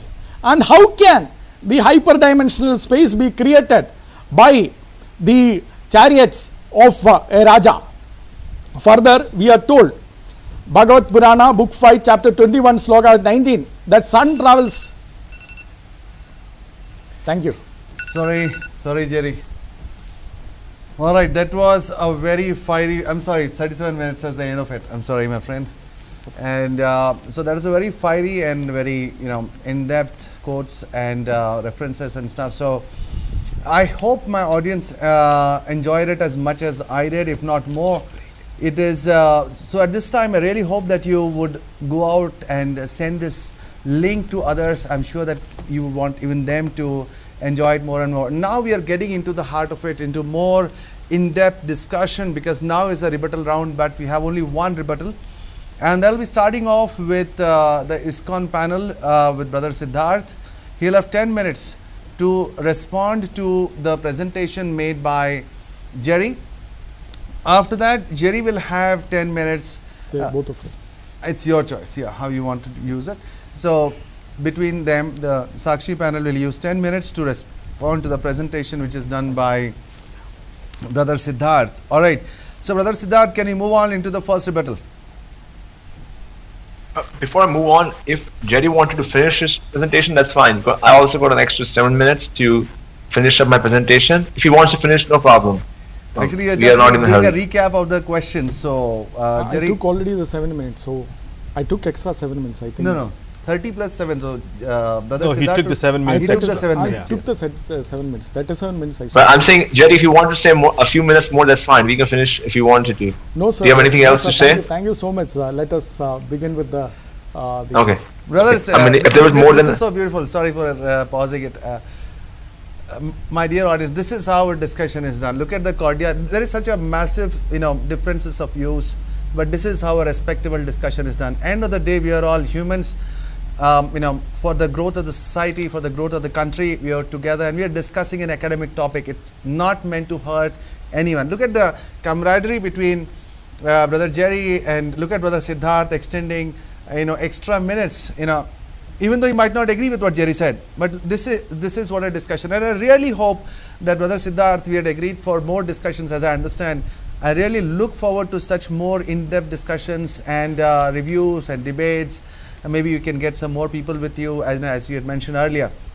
So that was hats off to you, Siddharth. I really appreciate to both the Hinduism panel with ISKCON and Brother Siddharth and the Christian panel with Brother Jerry. Thank you guys again for being such a great team. And so, Brother Siddharth, over to you. Thank you. So thank you, Brother Jerry, and thank you, Brother Praveen and Narain. I look forward to hearing from you more. So I appreciate that a dear friend, Brother Jerry here, went deep into the Bhagavad Purana, which is actually a subject which I have been studying for the last 10 years. And as I study every day, I find newer realizations, newer experiences. So I really appreciate that my brother Jerry went deep into studying the 3rd canto, the 5th canto, the 8th canto of the Bhagavatam and presented us with various beautiful verses and posed us very interesting and very intelligent questions. However, before I begin discussing about the issues, now there are two ways of approaching something when we come to information which we can't understand. There are two ways of going forward. One is that we inquire, and other is we criticize. Here I would like to share a simple thing. I would like to share here the story from the Mahabharata. In Mahabharata, one time the great archery teacher Dronacharya asked his students to do a task. He gave a task to Yudhishthira and Duryodhana. The task gave to Duryodhana was go out in the world and find somebody who has no faults. Who has no faults, go and find somebody. So Duryodhana went out on his way. Then he also asked Yudhishthira, who was the head of the Pandavas, that you also go ahead and find somebody who has find somebody who has no good quality. Quite the opposite task. So Duryodhana was asked to find somebody who has no faults, whereas Yudhishthira was asked to find somebody who has no good qualities. They both came back empty-handed. Duryodhana said, I looked everywhere and I couldn't find anybody who had no fault. I could find everybody had some fault. Whereas Yudhishthira, he went around and he came back and he said, I went around and I found out that everybody was better than me and everybody had wonderful qualities. I could not find no fault in them. Similarly, if you see a fly or a honeybee, a bee looks for honey, nectar, whereas a fly looks for trash. Now we could be looking at a holy book and just looking for a reason to criticize it, or we could be looking in the holy book for something to go deep in our love for God. When you were reading that book, Bhagavad Purana or the Puranas, what were you looking for? Were you looking for points to criticize or points to inquire? I'm sorry to say, in these questions, I don't see a sincere sense of humility or a sincere sense of inquiry. I just see a sense of finding faults with the scripture, which I take problem with. You gave the beautiful example of the book Flatlander, which is apparently written by a reverend. Great, I appreciate the mercy of Christ on him. However, you fail to understand the point he's making in the book Flatlander. When you see a line is only one dimension. When you see a paper has two dimensions, length and breadth. When you see a 3 dimension, it is also a height. What does that mean? It means that suppose if you're on a flat land and you see a sphere go through the flat land, you would only observe a circle which becomes mystically smaller and bigger. You won't be able to see that it's a sphere which is passing through it. The idea being, when you are in a two-dimensional world, you cannot explain or provide an explanation for a three-dimensional world. So when we talk of higher dimensions, since we as humans are limited to 3 dimensions, if there is an object passing through this world which is of higher dimensions, we may not be able to appreciate it. Like we say, I'm sure this is also something which is said in Christianity and other religions too, that God is in the heaven, but God is also near to us, very close to us. How is it physically possible? Because God doesn't reside in 3 dimensions.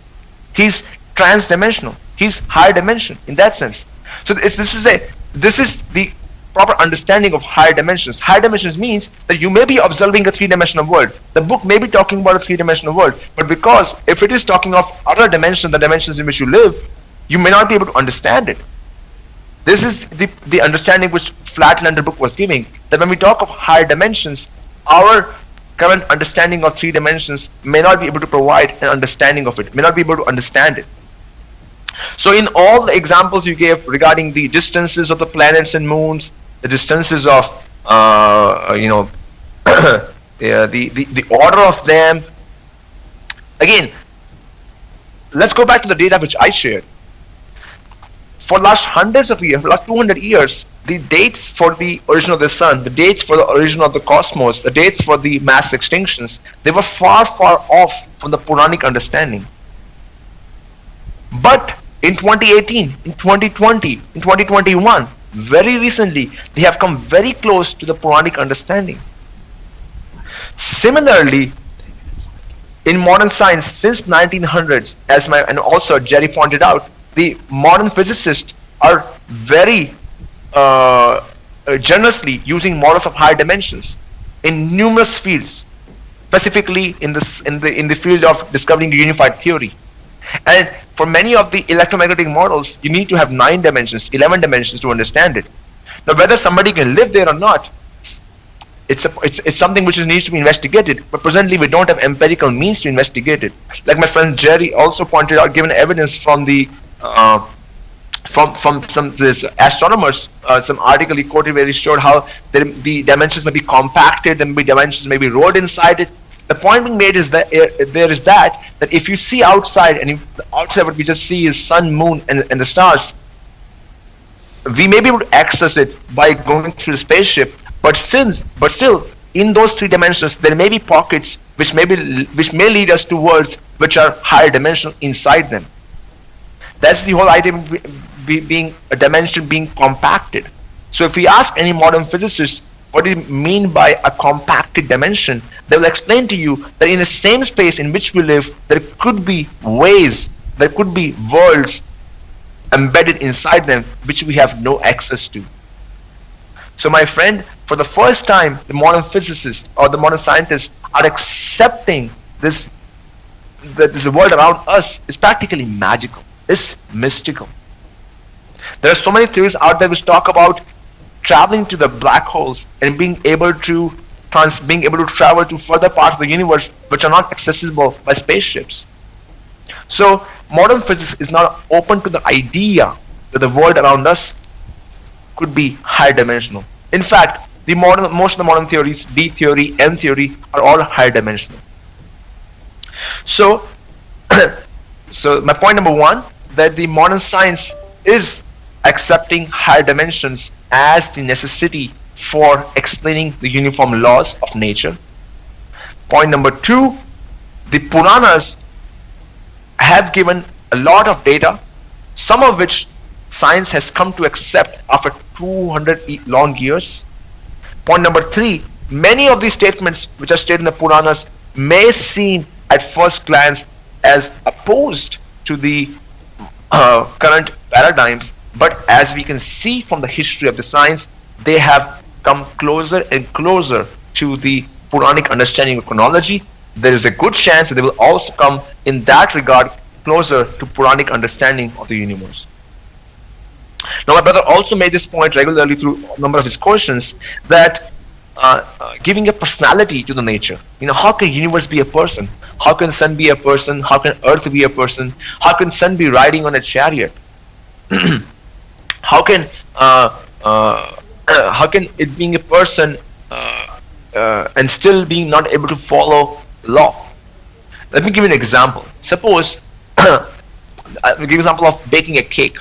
Now, when you're baking a cake, what do? You get some ingredients in a bowl. You put some flour, you put some baking powder, some butter, and you mix into a dough and put it in the oven, and you set it to a temperature.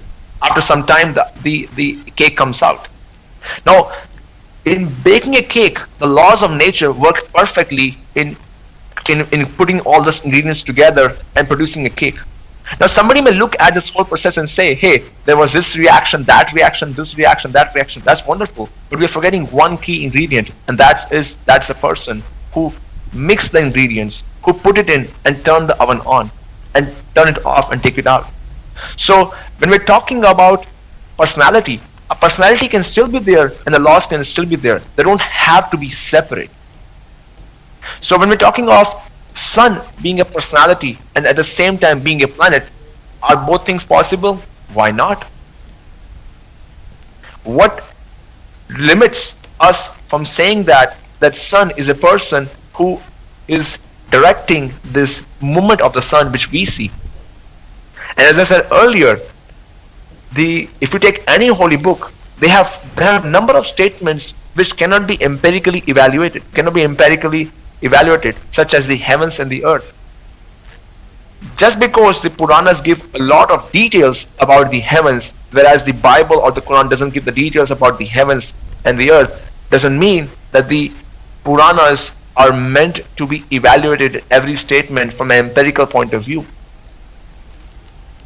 Just see the dates and the data which I have presented, and that show that the Puranic statements, after centuries of scientific exploration, can come close to the Puranic explanation, the Puranic statements.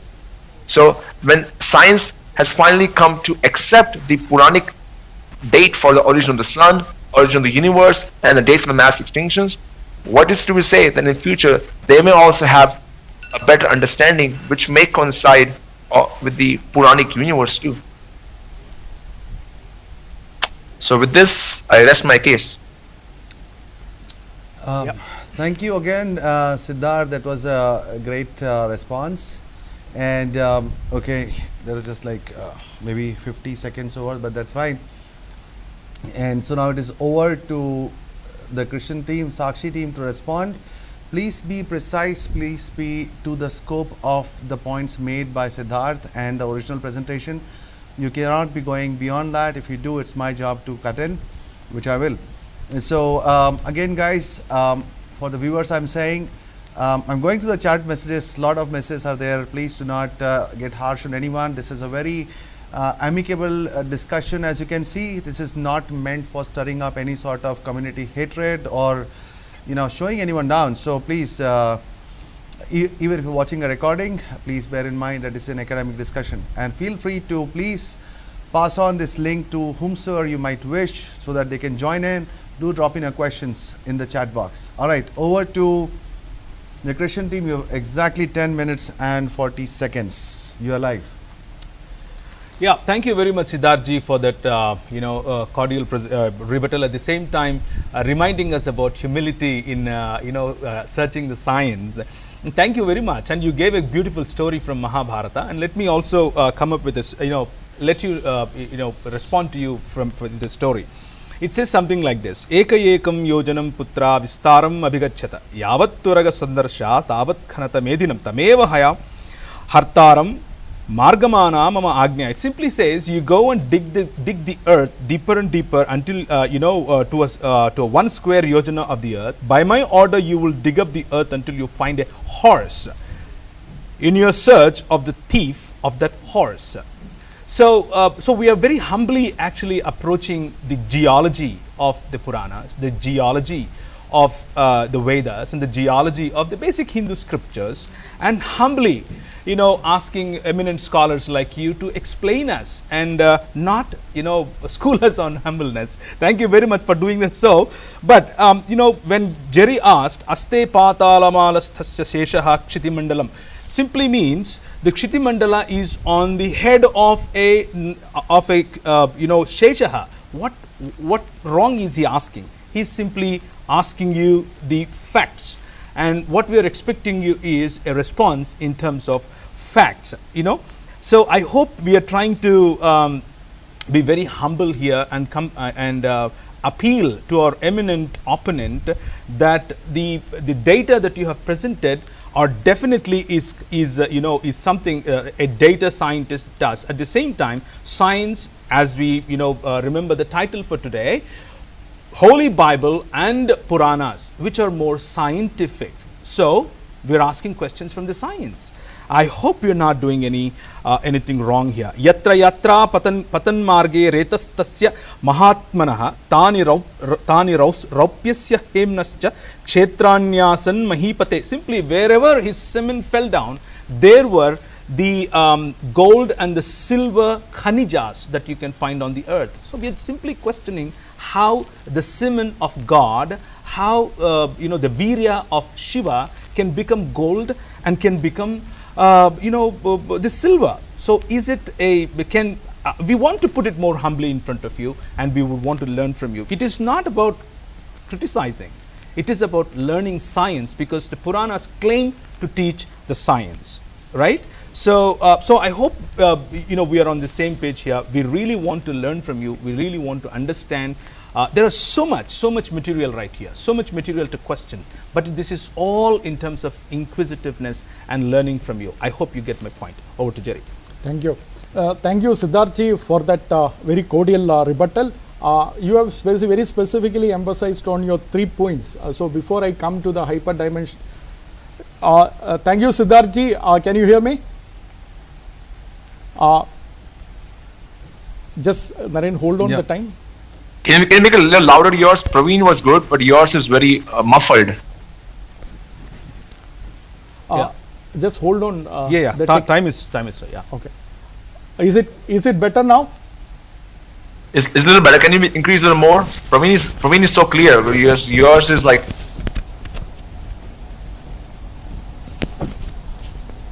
Try now. Siddharth, am I better now? Yep. Very clear. Very clear. Super. All right, so your time starts, Jerry. Thank you, Siddharth, for that wonderful cordial rebuttal.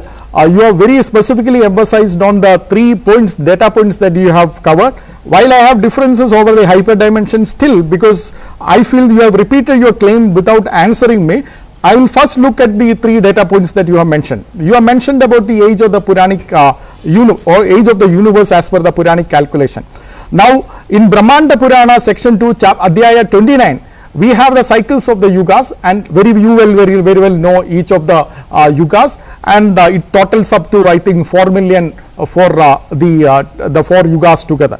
And as you very well know, in Bhagavad Gita 8:17, chapter 8 verse 17, it says that one day of Brahma lasts 1,000 cycles of 4 ages, that is a Mahayuga, and his night also extends to the same span of time. So when 1 day plus 1 night, you get the total amount, the number, which very well you know that because of the time I am not going, anybody can calculate it. Now that 1 day and 1 night, you multiply it to 360 to get 1 year, and such 100 years Brahma lives. So that totals to 311.04 trillion years. Now we are told in Bhagavad Purana, book 3, chapter 11, sloga 34, that already the Brahma has lived half of his age. That is 311 divided by 2, 155.52 trillion years. So 155.52 trillion years should be the actual age of the universe as per the Puranas. How come it is 13.8 billion? There comes Siddharth's, I would say, unique contribution of taking the rat out of the hat. Siddharth says in his book, A unique contribution of the book is the discovery that there was an elemental disintegration and reconstruction at the end of the first Parva. So that is Siddhartha's book. But when we read the Bhagavad Purana itself, we don't see that this thing. There are two problems, major problems. I don't have time to expand everything, but at least let me show one Puranic problem and one scientific problem. Sri Chaitanya Charitam Mrida, by the Chaitanya Mahaprabhu, he said every universe has a separate Brahma and a separate Shiva. If the entire universe has been completely disintegrated after the 50 years, 155 million years, trillion years, then the Brahma should be presiding over two universes. That is a Puranic problem. Because every Brahma should be presiding over only one universe, but as per your interpretation, this Brahma must have presided over two universes. Now the second problem, scientific problem, is Brahma himself is subject to time. If Brahma is subject to time, time is intrinsically woven to the matter. That you know very well, because you have quoted a general relativity theory, and in Stephen Hawking's Space and Time Wraps, he has very clearly explained. So if Brahma is within the time, there cannot be, the matter cannot be completely disintegrated and matter cannot completely disappear, then Brahma himself will go, because Brahma's time will stop. Matter and time are intrinsically woven together. There is no way of Brahma surviving when the matter is gone. So that is a scientific problem with your problem number one. And then you spoke about the second data point, that is the age of the solar system. Age of the solar system, and let me say, at the end of the day, of Brahma's day, you say that there is a disintegration, and you quoted Vayu Purana in your book, Vayu Purana, the 238, 135, you went up to 140. But when I read Vayu Purana, same Vayu Purana, volume 2, book 38, slogas 177 to 174, when it speaks about the disintegration, it says that the entire earth with its continents and mountains is covered with water. So where is the disintegration of the matter? There is no disintegration of the matter. Had you read further the Vayu Purana, you would not have been made that unique novel discovery in the Purana. The traditional scholars were right, and I feel you are wrong, completely wrong in this. And then the solar system, you say Brahmanda is interpreted as the solar system. Sir, with all due respect, sir, solar system cannot have 27 constellations of stars. They are outside the solar system. If Brahmanda is the solar system, how can the stars be part of that solar system, sir? So your solar system, that calculation also goes wrong from the very viewpoint of the Puranas. Further, sir, if Brahma's age actually gets destroyed, or let me come to the third point and come back to it because of the time constraint. You also mentioned about the mass extinction, sir. When you spoke about the mass extinction, you spoke about the Malsya Avadar. Sir, I went to Bhagavad Purana, book 8, chapter 24, and sloga 5 says, this entire Malsya Avadar was for the sake of protecting the Brahmins, cows, and so on. Sir, how can 251 million years ago cows, boats, and Brahmins exist? It is clearly in error, sir. Sir, don't bring again the hyperdimension here. I will not accept. In fact, nobody can accept that cows, boats, and Brahmins 251 million years ago would have existed on a hyperdimensional plane. Adharaniya Siddharji, with all due respect and with all humbleness, I am saying that don't bring science from the Puranas. There is no science in the Puranas, absolutely nothing. You interpret Puranas in your own way, but there is absolutely no science in the modern science in the Puranas. Now, when it comes to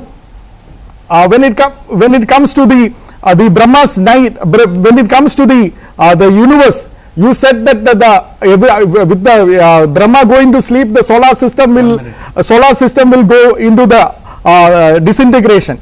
Sir, there are other stars other than Sun. Methuselah, for example, the oldest star, it came into existence almost after the Big Bang. That is already about 13 billion years. Didn't the Brahma over there go to sleep? If the solar system, with only the Brahma here goes to sleep. If the solar system, you are taking the time for this many 4.5 billion years or so, What happened to the other star and the other Methuselah is not is there not a Brahma in the Methuselah? So your interpretations, while they are novel, while nobody would have done that, they are plagued with the scientific and Puranic problems. Hence, we are unable to accept it, but we will be keen to hear from you in the future also how you will resolve all these things, sir. Thank you. Just in the nick of time, thank you, Jerry, for your response to the rebuttal by Brother Siddharth. So that brings the end of the rebuttal series. Brother Siddharth, just as actually there are so many questions even in my mind, and I'm watching the chat screens. I don't know if I can request, I don't know whether I can even ask you, because the ISKCON panel has already requested just one rebuttal from the earlier agreed upon 4. If you want, we can do one more rebuttal. It's your choice. If you think no, we can move to conclusion as what you mentioned. The crossfire. Yeah, the crossfire, sorry.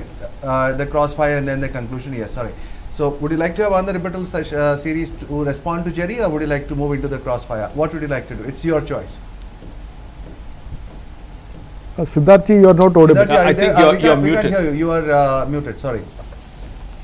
I think I would like to go with the previous agreed upon system. Sure, crossfire. Directly into the crossfire, you mean? Alright, super. So, okay, welcome to this interesting crossfire. This is so interesting. So, both the sides get to ask questions, 10 minutes each. Each side gets to ask a question of just 60 seconds. The question has to be limited within 60 seconds, so don't get into details or theology or whatever be the case. Get to the point, finish your questions in 60 seconds only, then the other side gets to answer it in 2 minutes. That's it. So 3 questions this side, starting off with the ISKCON panel and then the Christian panel. So we'll start off with the ISKCON panel as usual. So Brother Siddharth, can we move into your first question, and as soon as you say yes, your 60 seconds will start. Okay, yes. Yes, please go ahead. The screen is yours. Okay, so my first question is, Siddharthi is how do you actually, explain? sorry, stop it. Siddharthi is actually on horizontal. I think you are. Oh, sorry. Yeah, go ahead, Siddharthi. I reset your timer. Don't worry. Go ahead. Your first Okay, so my first question, just yeah. Can you first remove the echo? It's like I'm getting echo from the office. I can't speak. Sorry. Give me a Is moment. it I'm fixed? sorry, I don't know why we are facing this. Is it still there? Issues. No, it's not there. Now it's good. Yeah. Yeah, Okay. please do let me know Again, when it's you're, it's again there. Sorry.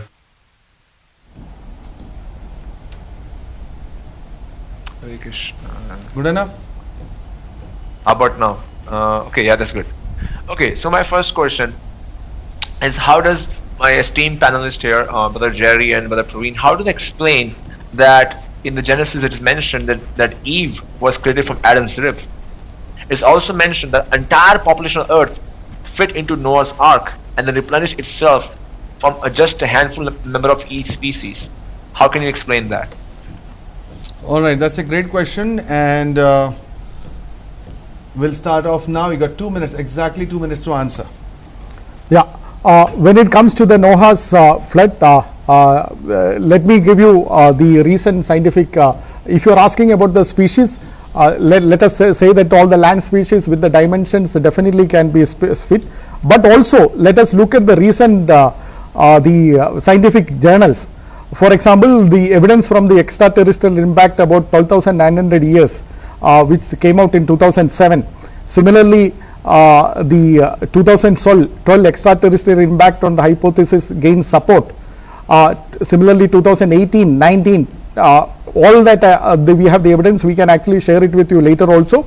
But all this evidence now starts, and we are not saying that the geology has completely found it or the science has found it, but now there is a started indication that such and such flood would have happened. Along with the geological observation, now the genetical science in 2015 has found the bottlenecks, population bottlenecks. So these are indirect evidences to the Noah's flood. Until 2015 actually this was a question, but in 2015 genetical study published in the genome.org, this is a peer reviewed journal which says that there is a bottleneck of the population that happened. So while there is not absolutely scientific evidence, in the sense science itself is in progress. So we would not expect the science to explain everything in the Noah's, either in the ark or in the date or in the flood. But there are certainly indications that such a things would have happened, and we would rather wait for the science to catch up.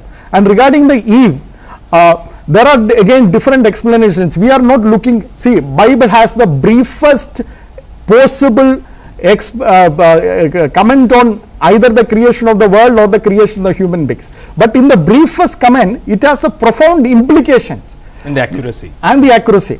So there are, again, you may have read all those books in the... Your 2 minutes, I'm sorry, 2 minutes are up. But actually speaking, Siddharth, there would be two questions actually. You asked the first about Noah and the second about Eve's rib, Eve being formed. So would you like to count that as a second question, or do you want to? Sure. Is that okay with you? Go ahead. So then he can take the time. Would that be okay? All right. So that would count as Siddharth's second question, or do you want to change it, Siddharth? No, it's right. Okay. Keep that could be the second question. The first was, how does, I don't think I think he misunderstood my question though. I didn't ask when it happened or what does science say about it. My question was, how did all the living species fit inside Noah's ark? That was my question. Not when it happened or whether science discovered it or not. That was not my question. And my second question was, how do you explain Eve being born out of Noah's rib? Adam's rib, yeah. Adam's rib, yeah. Adam's rib, you mean? Adam's rib, sorry. Yeah. Right. So again, to clarify the first question, as I said, if you are looking at the dimension, see, when you say all species, the biblical language of all, whether it is the continuously, when you look up to the end of like a Revelation, all doesn't mean that all as in the every single aspect of species. Second, there is a question of species. How are we defining species now, and how the Bible defines the species then? So when on these 2 points, all and the species, if you take it into consideration that all that was required for the Noah to survive after the flood, that would be a very well acceptable proposition. That would be a very well acceptable proposition for Noah's ark to have all the species that is required for the survival of the humans, the survival of the Noah after the flood to come. But you are coming to the later question, the second question on the Adam and Eve. Adam and Eve, again, Siddharthji, as we said, the intent of the Bible, if it was to explain scientifically the Adam and Eve creation, it would have gone into much details.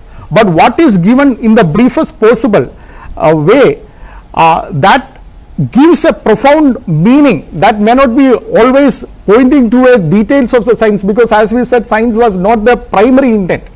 And second, why it is impossible to have the human being a special creation from the man itself. In fact, that very incident of Genesis 2, as you might know, historically led to the discovery of chloroform, the discovery of operation, and the discovery of how while in the operation that you can actually do this thing was inspired by the Bible on this. While the Bible hasn't gone into the details of how that creation happened, it is profoundly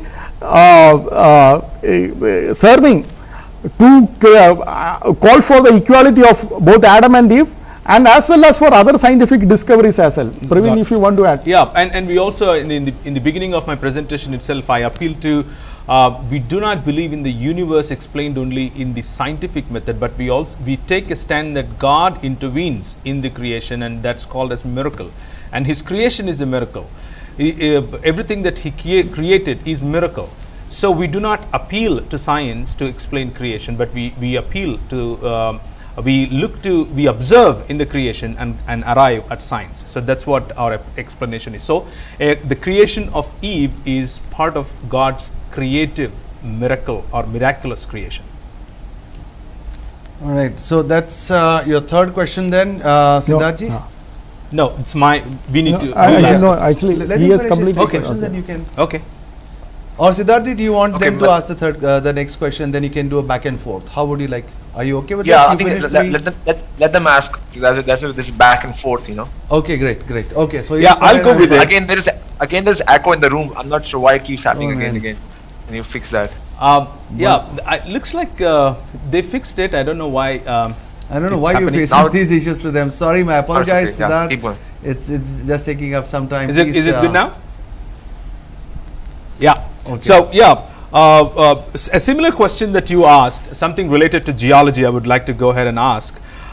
It says Purvam Krita Yuge Tata Parvataha Pakshino Bhavan. It simply means in Krita Yuga, Parvata, which means mountains had these wings, and also in somewhere else, like in the Matsya Mahapurana, which I have it here, right here, Matsya Mahapurana, it says Ityete Parvata Vishtas Chatvaro Lavano Dadim. Simply means Indra cut down on the wings of those Parvata.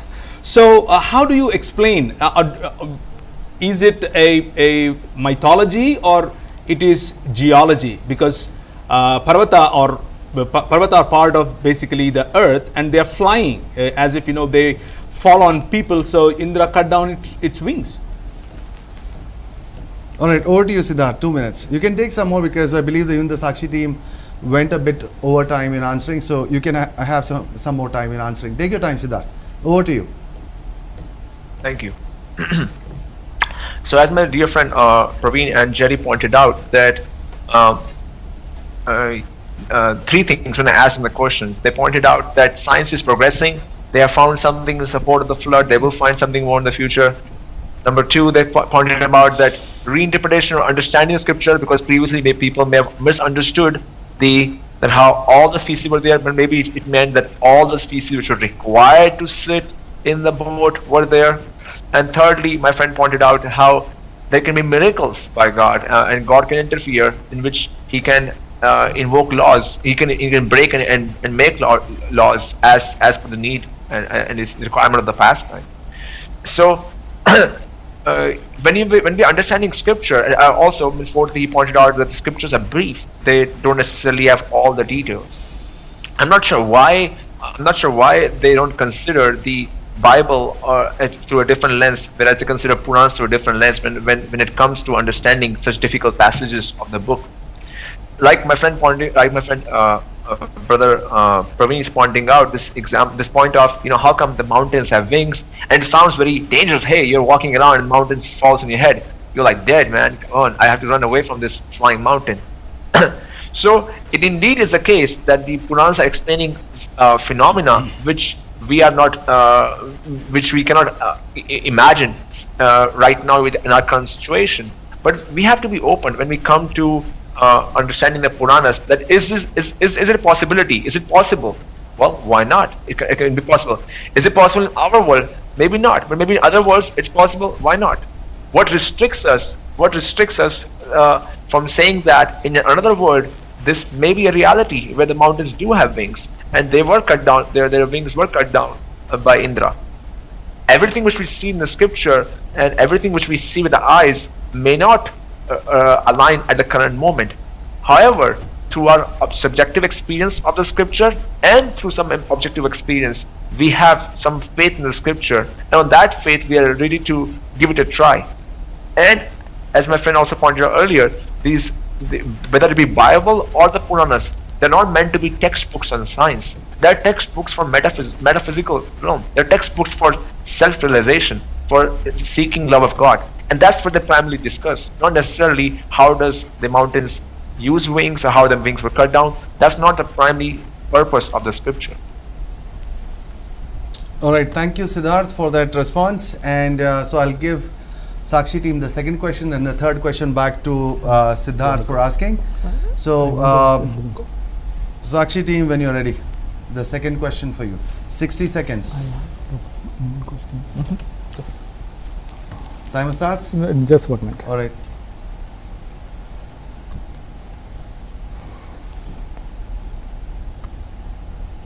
So am I asking the question? Or sorry, I misunderstood. Actually, you finished two questions, Siddharth. So since the Sakshi team asked one, I gave them the second question. Okay. And then the third question comes back to you. So I hope you're okay with that. Yeah. Thank you. Yeah, over to you, Jerry. Your time starts. 60 seconds. So, Siddharthji, I have raised this question in the presentation itself, but you haven't touched it. Bhagavad Purana, book 3, chapter 32, sloga 2 to 3, which says that the moon is part of the Swarloka, And Adaraniya Srila Prabhupada very clearly said if people have landed in the moon, then Krishna ISKCON, entire ISKCON is bogus. But it is a scientifically proven, scientifically attested that people have landed in the moon without worshipping ancestors and in the suit that the Prabhupada has rejected. So do you accept that Prabhupada's statement that now since the people have landed in the moon, that ISKCON, not only ISKCON, actually the entire Hinduism has become bogus, or how do you resolve that?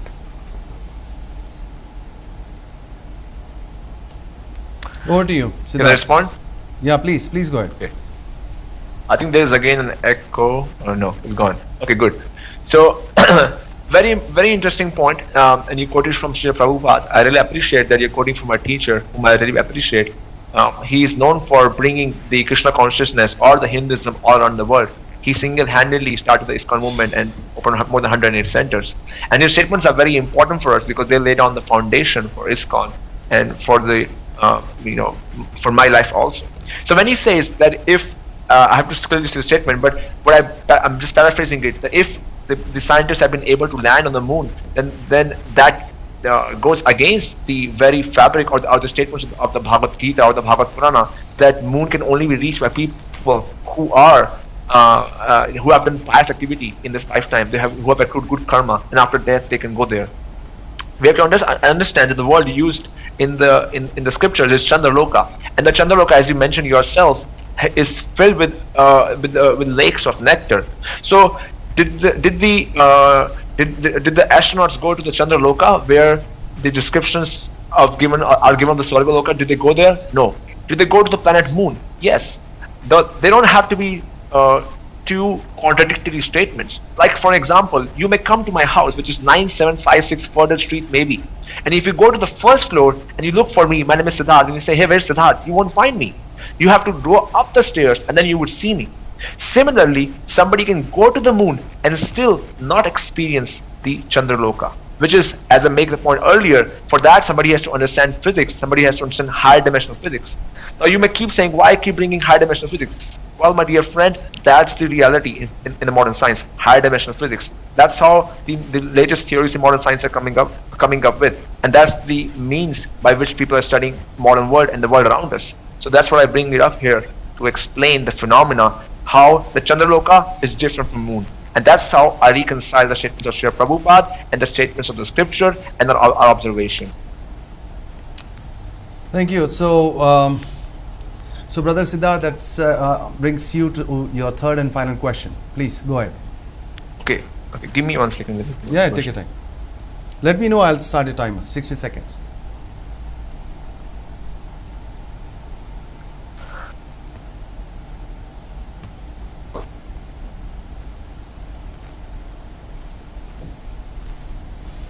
Only 3 questions? 20 minutes, right? Yeah. 3 questions. 12 one. 20 minutes, right? 6 plus 2 minutes, and the letter is 12. Okay, can you see me? Sorry, I got disconnected somehow. Yes. 12 plus 3 plus 3 plus Okay. 5. Am I audible? 1. Yes, you are. 6 questions, 6 minutes. Okay. 6 minutes, somehow 12 my minutes. voice is low. 6 plus Okay. 12, 18 minutes. Okay, so my third and final question is this, that when it comes to Bible, the Holy Bible, one is ready to give it a benefit of doubt, and I noticed that Brother Jerry and Brother Praveen spend a lot of time explaining it and understanding it and giving different interpretations to it and also thinking about it. But when it comes to Puranas, why do you separate the Puranas see Puranas from a different lens? What makes you think that Purana is also not a book meant for increasing love of God? When it comes to the Bible, you say it's a book on love of God and not primarily on science. Why do you consider Puranas a different book? Why don't you see it from the same lens? That's a very vital question. Look forward to your response. Yeah, 2 minutes. why we look at Puranas differently, and why is double standards is, I mean, if you put the question straight, it is not double standards. We approach Bible also with the same integrity, with the same inquisitiveness, and with the same questions of facts. if Bible is talking mythology, we call it mythology. If the Bible talks about miracle, we call it miracle. If the Bible talks about science, we call it science. But Puranas, as I read to you in the beginning itself, the Bhagavad Purana, the purpose of Bhagavad Purana, as you are reiterating a couple of times, about spirituality, about knowing God, etc., is not what I find in Bhagavad Purana. It says in Bhagavad Purana, the purpose of writing Bhagavad Purana is atra sargo visargasthanam poshanam yutaya. That's what the purpose of Bhagavad Purana is. It is trying to teach us science. So we are approaching it in the scientific lens. Do you want to say anything? Yeah, just to add to that, as Praveen rightly said, we are going by what Bhagavad Purana claims for itself. Bhagavad Purana, when any person reads, it actually says that what are the subjects that it is going to cover. And those subjects which it is going to cover, so we will apply the standards of those science. Whereas when it comes to Bible also clearly states for itself what is it going to teach. And we read in Hebrews chapter 1, 2 and 2 Timothy chapter 3 verse 16, we have read very clearly it is for the righteous living. It is not meant to teach the science. If it was meant to teach the science, the person whom God should have taught is Adam. Adam was the first person whom God should have taught the science. But to Adam, in Genesis chapter 2:19, God said, observe. And through observation, he was asked to name the first basic act of science is a taxonomy or the naming of the things. So biblical Bible guides us to do the science through observation. It doesn't claim to teach the science. If it doesn't claim to teach the science, why will I go and do the scientific methodology? But whereas Puranas claims to teach the scientific subjects, hence we have to. Yes, your time's up. Yeah. All right, so thanks for that answer, Jerry. So over to you for your final question for the day. Okay, yeah. Well, thank you very much, Siddharth, for that question. That was a good question. Yes. And let me follow the same question. As I read in Sri Shuka Vacha, basically, what the purpose of Srimad Bhagavata Purana is. So you keep on. I mean, in the previous answer, you said science is not science. It may happen. It might not happen. In the different world, it happens. In our world, it may not happen. Stuff like that. But science. We remember that the title of the debate is Puranas in the Holy Bible, which is more scientific. So if we can please come back to the science. Science is not may or may not. Science is facts. Science is, how do we. So now, looking at that, you presented a lot of numbers. Do you also look at them as may or may not? When we presented you some facts like, a serpent carrying earth, or when you dig into the earth, you go find a horse or a thief from Ramayana. So the numbers you took from the same Puranas are facts, but the incidents that we are presenting it to you from the same Puranas are fiction, or maybe it's a different interpretation. It is maybe or may not be science. How do you respond? So the information which is, let me see first. Yes. Yeah, we can hear you. Okay. Okay, sure. So the information which is given in the Puranas, all the information which is stated in the Puranas, I take it to be truth. Because as I said, mentioned that there are two ways of getting knowledge. One way of getting knowledge is ascending, other is descending. Ascending is taking knowledge just by experimentation, and that can take you only so far. Like if I want to find out who's my father, I can follow the ascending process and ask every man on the planet Earth who's my father, and may not get to an answer. That's how science works. So if you're looking for an empirical way to understand the Puranas or anything about the Puranas, you also get an answer may or may not. However, if I go to the mother and ask who's my father, the mother can rightly point out that's your father, and I'll accept it right away. So similarly, the Puranas are like the mother. They are teaching us the knowledge, and I accept it as it is where it's stated. Now, empirical or the scientist may accept some of those things right now, and may not accept some things right now. But I showed in a presentation the things which they have come to accept are so extraordinary. In my presentation, I showed that the Puranas have these a number of dates which are scientists have very recently found in their analysis.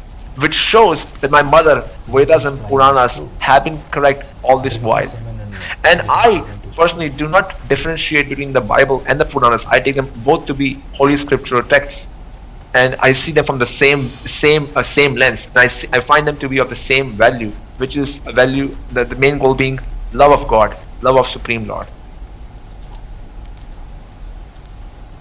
Okay, so that's a very nice response, very amicable response, Siddharth, and I appreciate you for that. So, so with that, we come to the end of the rapid crossfire between the two teams, and I again appreciate everyone for being there, watching the show. And now we are coming to the conclusion part.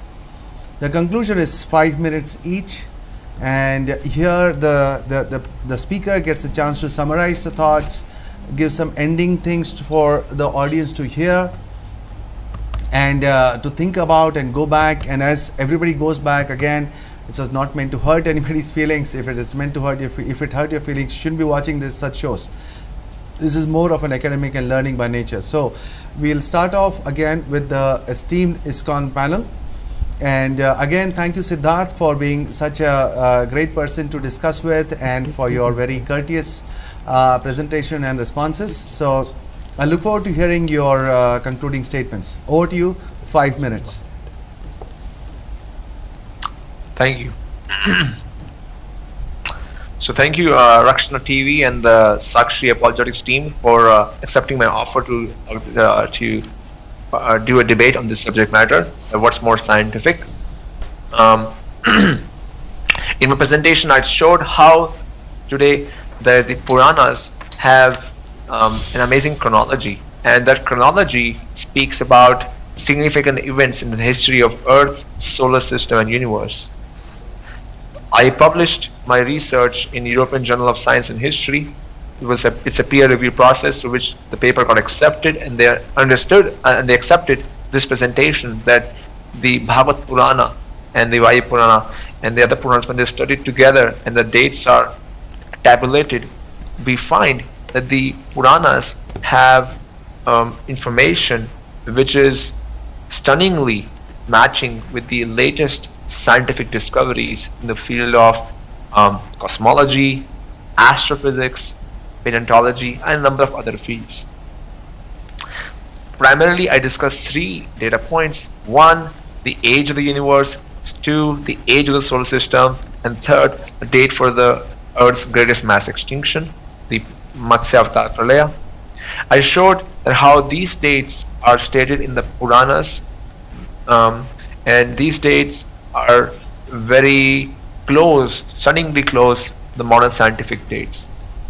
On the basis of these dates, I claimed that the Puranas are a source of scientific knowledge, where science means something which is testable and something which is repeatable. The Puranas are primarily a scientific book on self-realization, on finding out who we are and what's our relationship with the world and with the Lord. Their primary subject matter is the process of meditation, and they recommend that we spend our lives centered around God's names and God's values. I was presented with a number of questions where my opposition had difficulty in reconciling and understanding the statements from the Puranas, and I responded that there may be statements in the Puranas which are not understandable to us right now, or empirically verifiable right now. However, modern science also has a number of theories which are not currently verifiable, such as the black hole. Nobody has personally seen a black hole. It's a mathematical equation, mathematical proposition, which fills the holes in the theories, which provides support for the theories. Similarly, the Puranas also have statements which are not verifiable at the present moment, but the statements which are verifiable have shown themselves to be extraordinarily in agreement with the modern science. And therefore, I invite the viewers and my opposition to give it a benefit of doubt, to give Puranas a further read and look within it, not for scientific information, but for a process of relationship with the Lord, for finding our reunion with the Lord. Thank you. Thank you again, Siddharth. That was really very sweet conclusion. So, over to the Sakshi team for their concluding statements, and let's see. Go ahead, Sakshi team, over to you. Well, thank you very much, Siddharth, for inviting us and also engaging with us this evening. You said everything in Purana is true, and as your mother points out to a person and say he's your father, that's how you would take the information of Purana as true. And I appreciate you for your commitment towards that. And we also, as you suggested, spent some time investigating. That's the reason you see these books here, and we took it very seriously. And however, what I find in this presentation is we have presented that Bible gives you the paradigm for science, and Puranas, the paradigm of Puranas, especially in Bhagavat Purana, as it claims to teach science, we unfortunately could not reconcile, as you rightly said, because it is factually not there. When we asked the question to you about the numbers you took, all the 3 or 4 pointers that you made in your book are factual, whereas when we talk about a flying wing, mountains with flying wings, drinking semen and getting pregnant, semen dropping out and becoming gold and silver, that is not reconcilable. That's not geology at all. So I would look forward for more discussions with you and see if we can learn more from Puranic, and we will be able to reconcile that. Jerry? Yeah, thank you so much, Siddharth, for your time. In conclusion, let me say that Bible, while it is being the briefest statement ever in any of the ancient scriptures on the this creation of the cosmos, creation of human beings, it is the most profoundest to give a paradigm to the modern science. In fact, this is now well established among the historians of science. In fact, Siddharth started saying that the Christians started or the Christian empire started attacking the scientists. That is a myth. That is a complete myth. Now, I am not sure it is considered as one of the myths of science, that Christianity never persecuted the scientists. In fact, if you look at the 52 founders of the modern science, 50 of them were believing Christians. How are they persecuted? They are not persecuted. Now, Siddharth comes up all the time saying that higher dimension, higher dimension. I have very clearly said dimensions in the 3-dimensional space are up, down, north, south, east and west. That is how clearly Agni Purana chapter 108 has described the earth. That is in 3-dimension, and all the numbers are wrong. It is not hyperdimensional. It is 3-dimensional blunders. That Siddharth has never looked into it. Now I have asked the question, Siddharth, on the moon. Siddharth said Chandraloka is different from the moon. Siddharth, the very explanation in my presentation, I said the Rahu who came to the eclipses, is it Chandraloka or is it the moon? They were speaking about the same moon. That is what they have called the Chandraloka. Waning and waxing of moon. Ancestors, he is eating it. They thought that it was the ancestors eating it. Now we have landed there, and we know that there is neither ancestors nor karma, and nor there is any nectar. There is no hyperdimension there. It is within the 3-dimension, and their explanations were completely wrong. I would appreciate that you take the same stand of Srila Prabhupada and say that if the people have landed in the moon, ISKCON is bogus. Not only ISKCON, but even entire Hinduism is bogus. Instead of accepting that, why are you trying to evade the clear this thing? And when we come to the other explanations, I have clearly pointed out these 3 data points that Siddharth puts forward is by twisting the Puranas itself. The solar system, the age of the universe, he has to bring in a new or a new discovery, as he says, which nobody else has found. But I said, if he continues to read the same Vayu Purana, he will understand that nothing is disintegrated. It is like a destruction of a building. Now, destruction of a building is not disintegration of matter. Again, Siddharth has not touched it. you clearly say that Siddharthi is actually evading or reinterpret or rephrasing. He is only delaying the question further. When you probe further into Siddharthi's answers, you will clearly say that, you will clearly see that Siddharthi is only delaying the responses and not answering the responses. In contrast, we have always taken the stand that Bible provides the paradigm not only for the science, but if you look at all the modernity itself, the very creation of human beings which you raised, that is the first, profoundest and the only ancient statement to say that the human beings are created equal, not from head to the shoulder, the thigh and the toe. That is the first and the foremost, and that has changed the world. Now the world accepts that every human being is created. Bible in the briefest and the profoundest way changed the thinking of the world. It was not given to teach us science, but it was given to change our human behavior, and it has done profoundly. And thereby I conclude, Bible is the paradigm giver of the modern science as well as the other fields of modernity, and Puranas are the antithesis of it. Thank you so much for listening. Thank you, Jerry.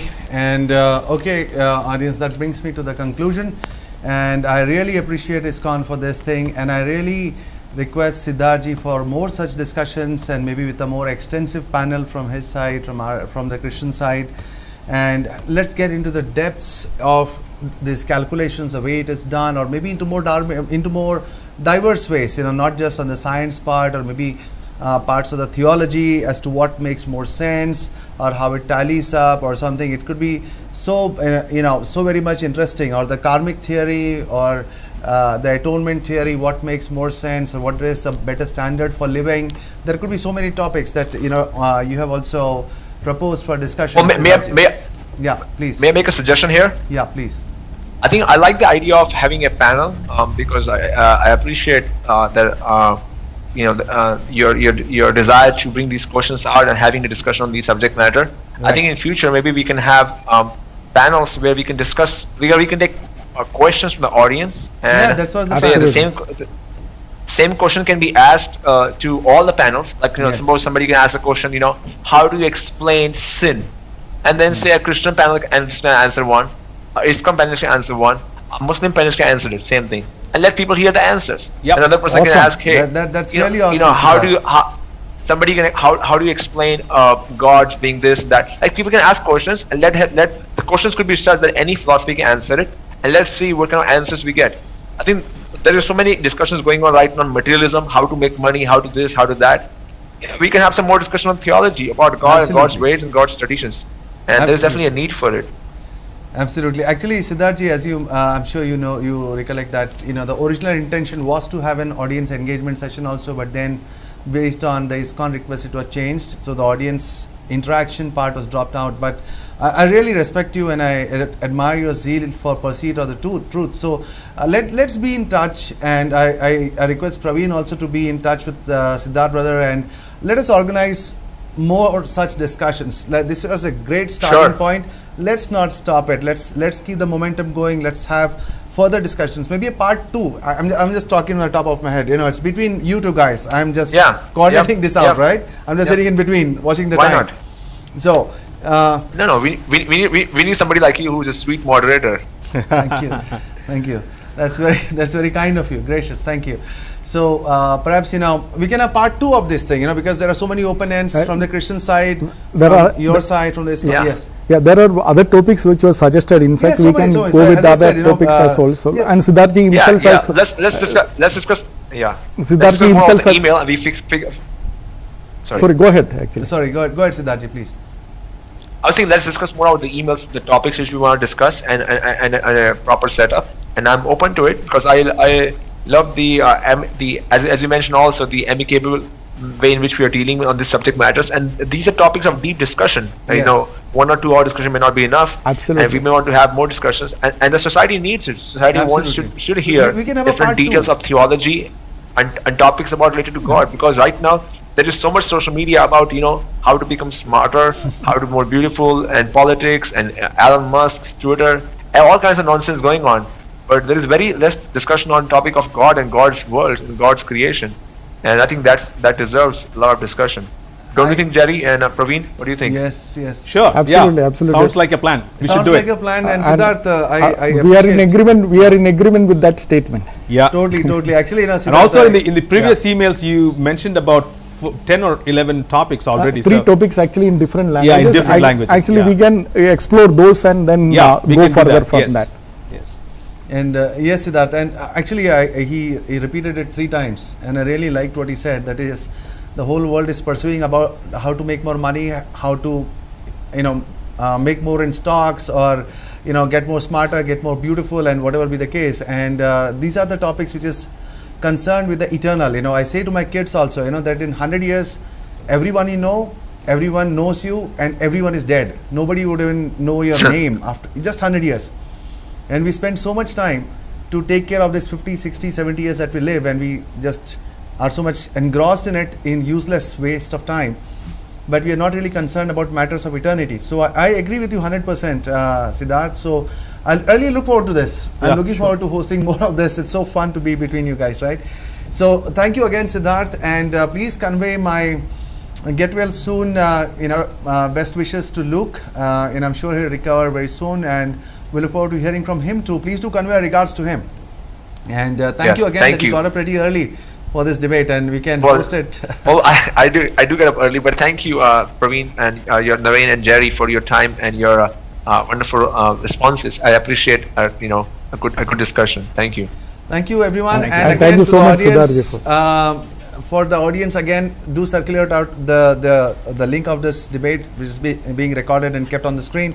And again, as in conclusion, this is not meant to hurt anyone. This, as you saw, this is why I believe ISKCON is known as the thinking, part of Hinduism, and that's where it's coming from, And I really appreciated hearing him, and he's so much upfront for discussions, and we have these other so-called, flag bearers of Hinduism just running away from any discussion, like Rajiv Malhotra, Agniveer, Neeraj Attri types, and so many others.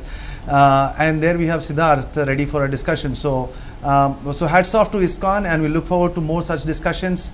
And our best wishes to everyone watching this show. Stay blessed. Our best wishes to their family. Take care. God bless you. Bye-bye. Well, one more thing. Is it possible? Can we have a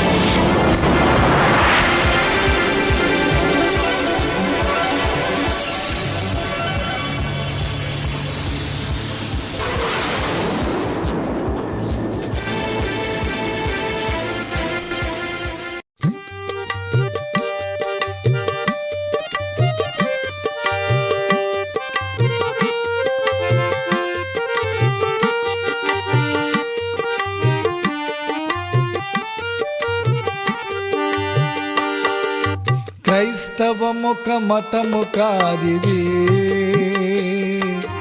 యేసునందు తిరిగి జన్మము,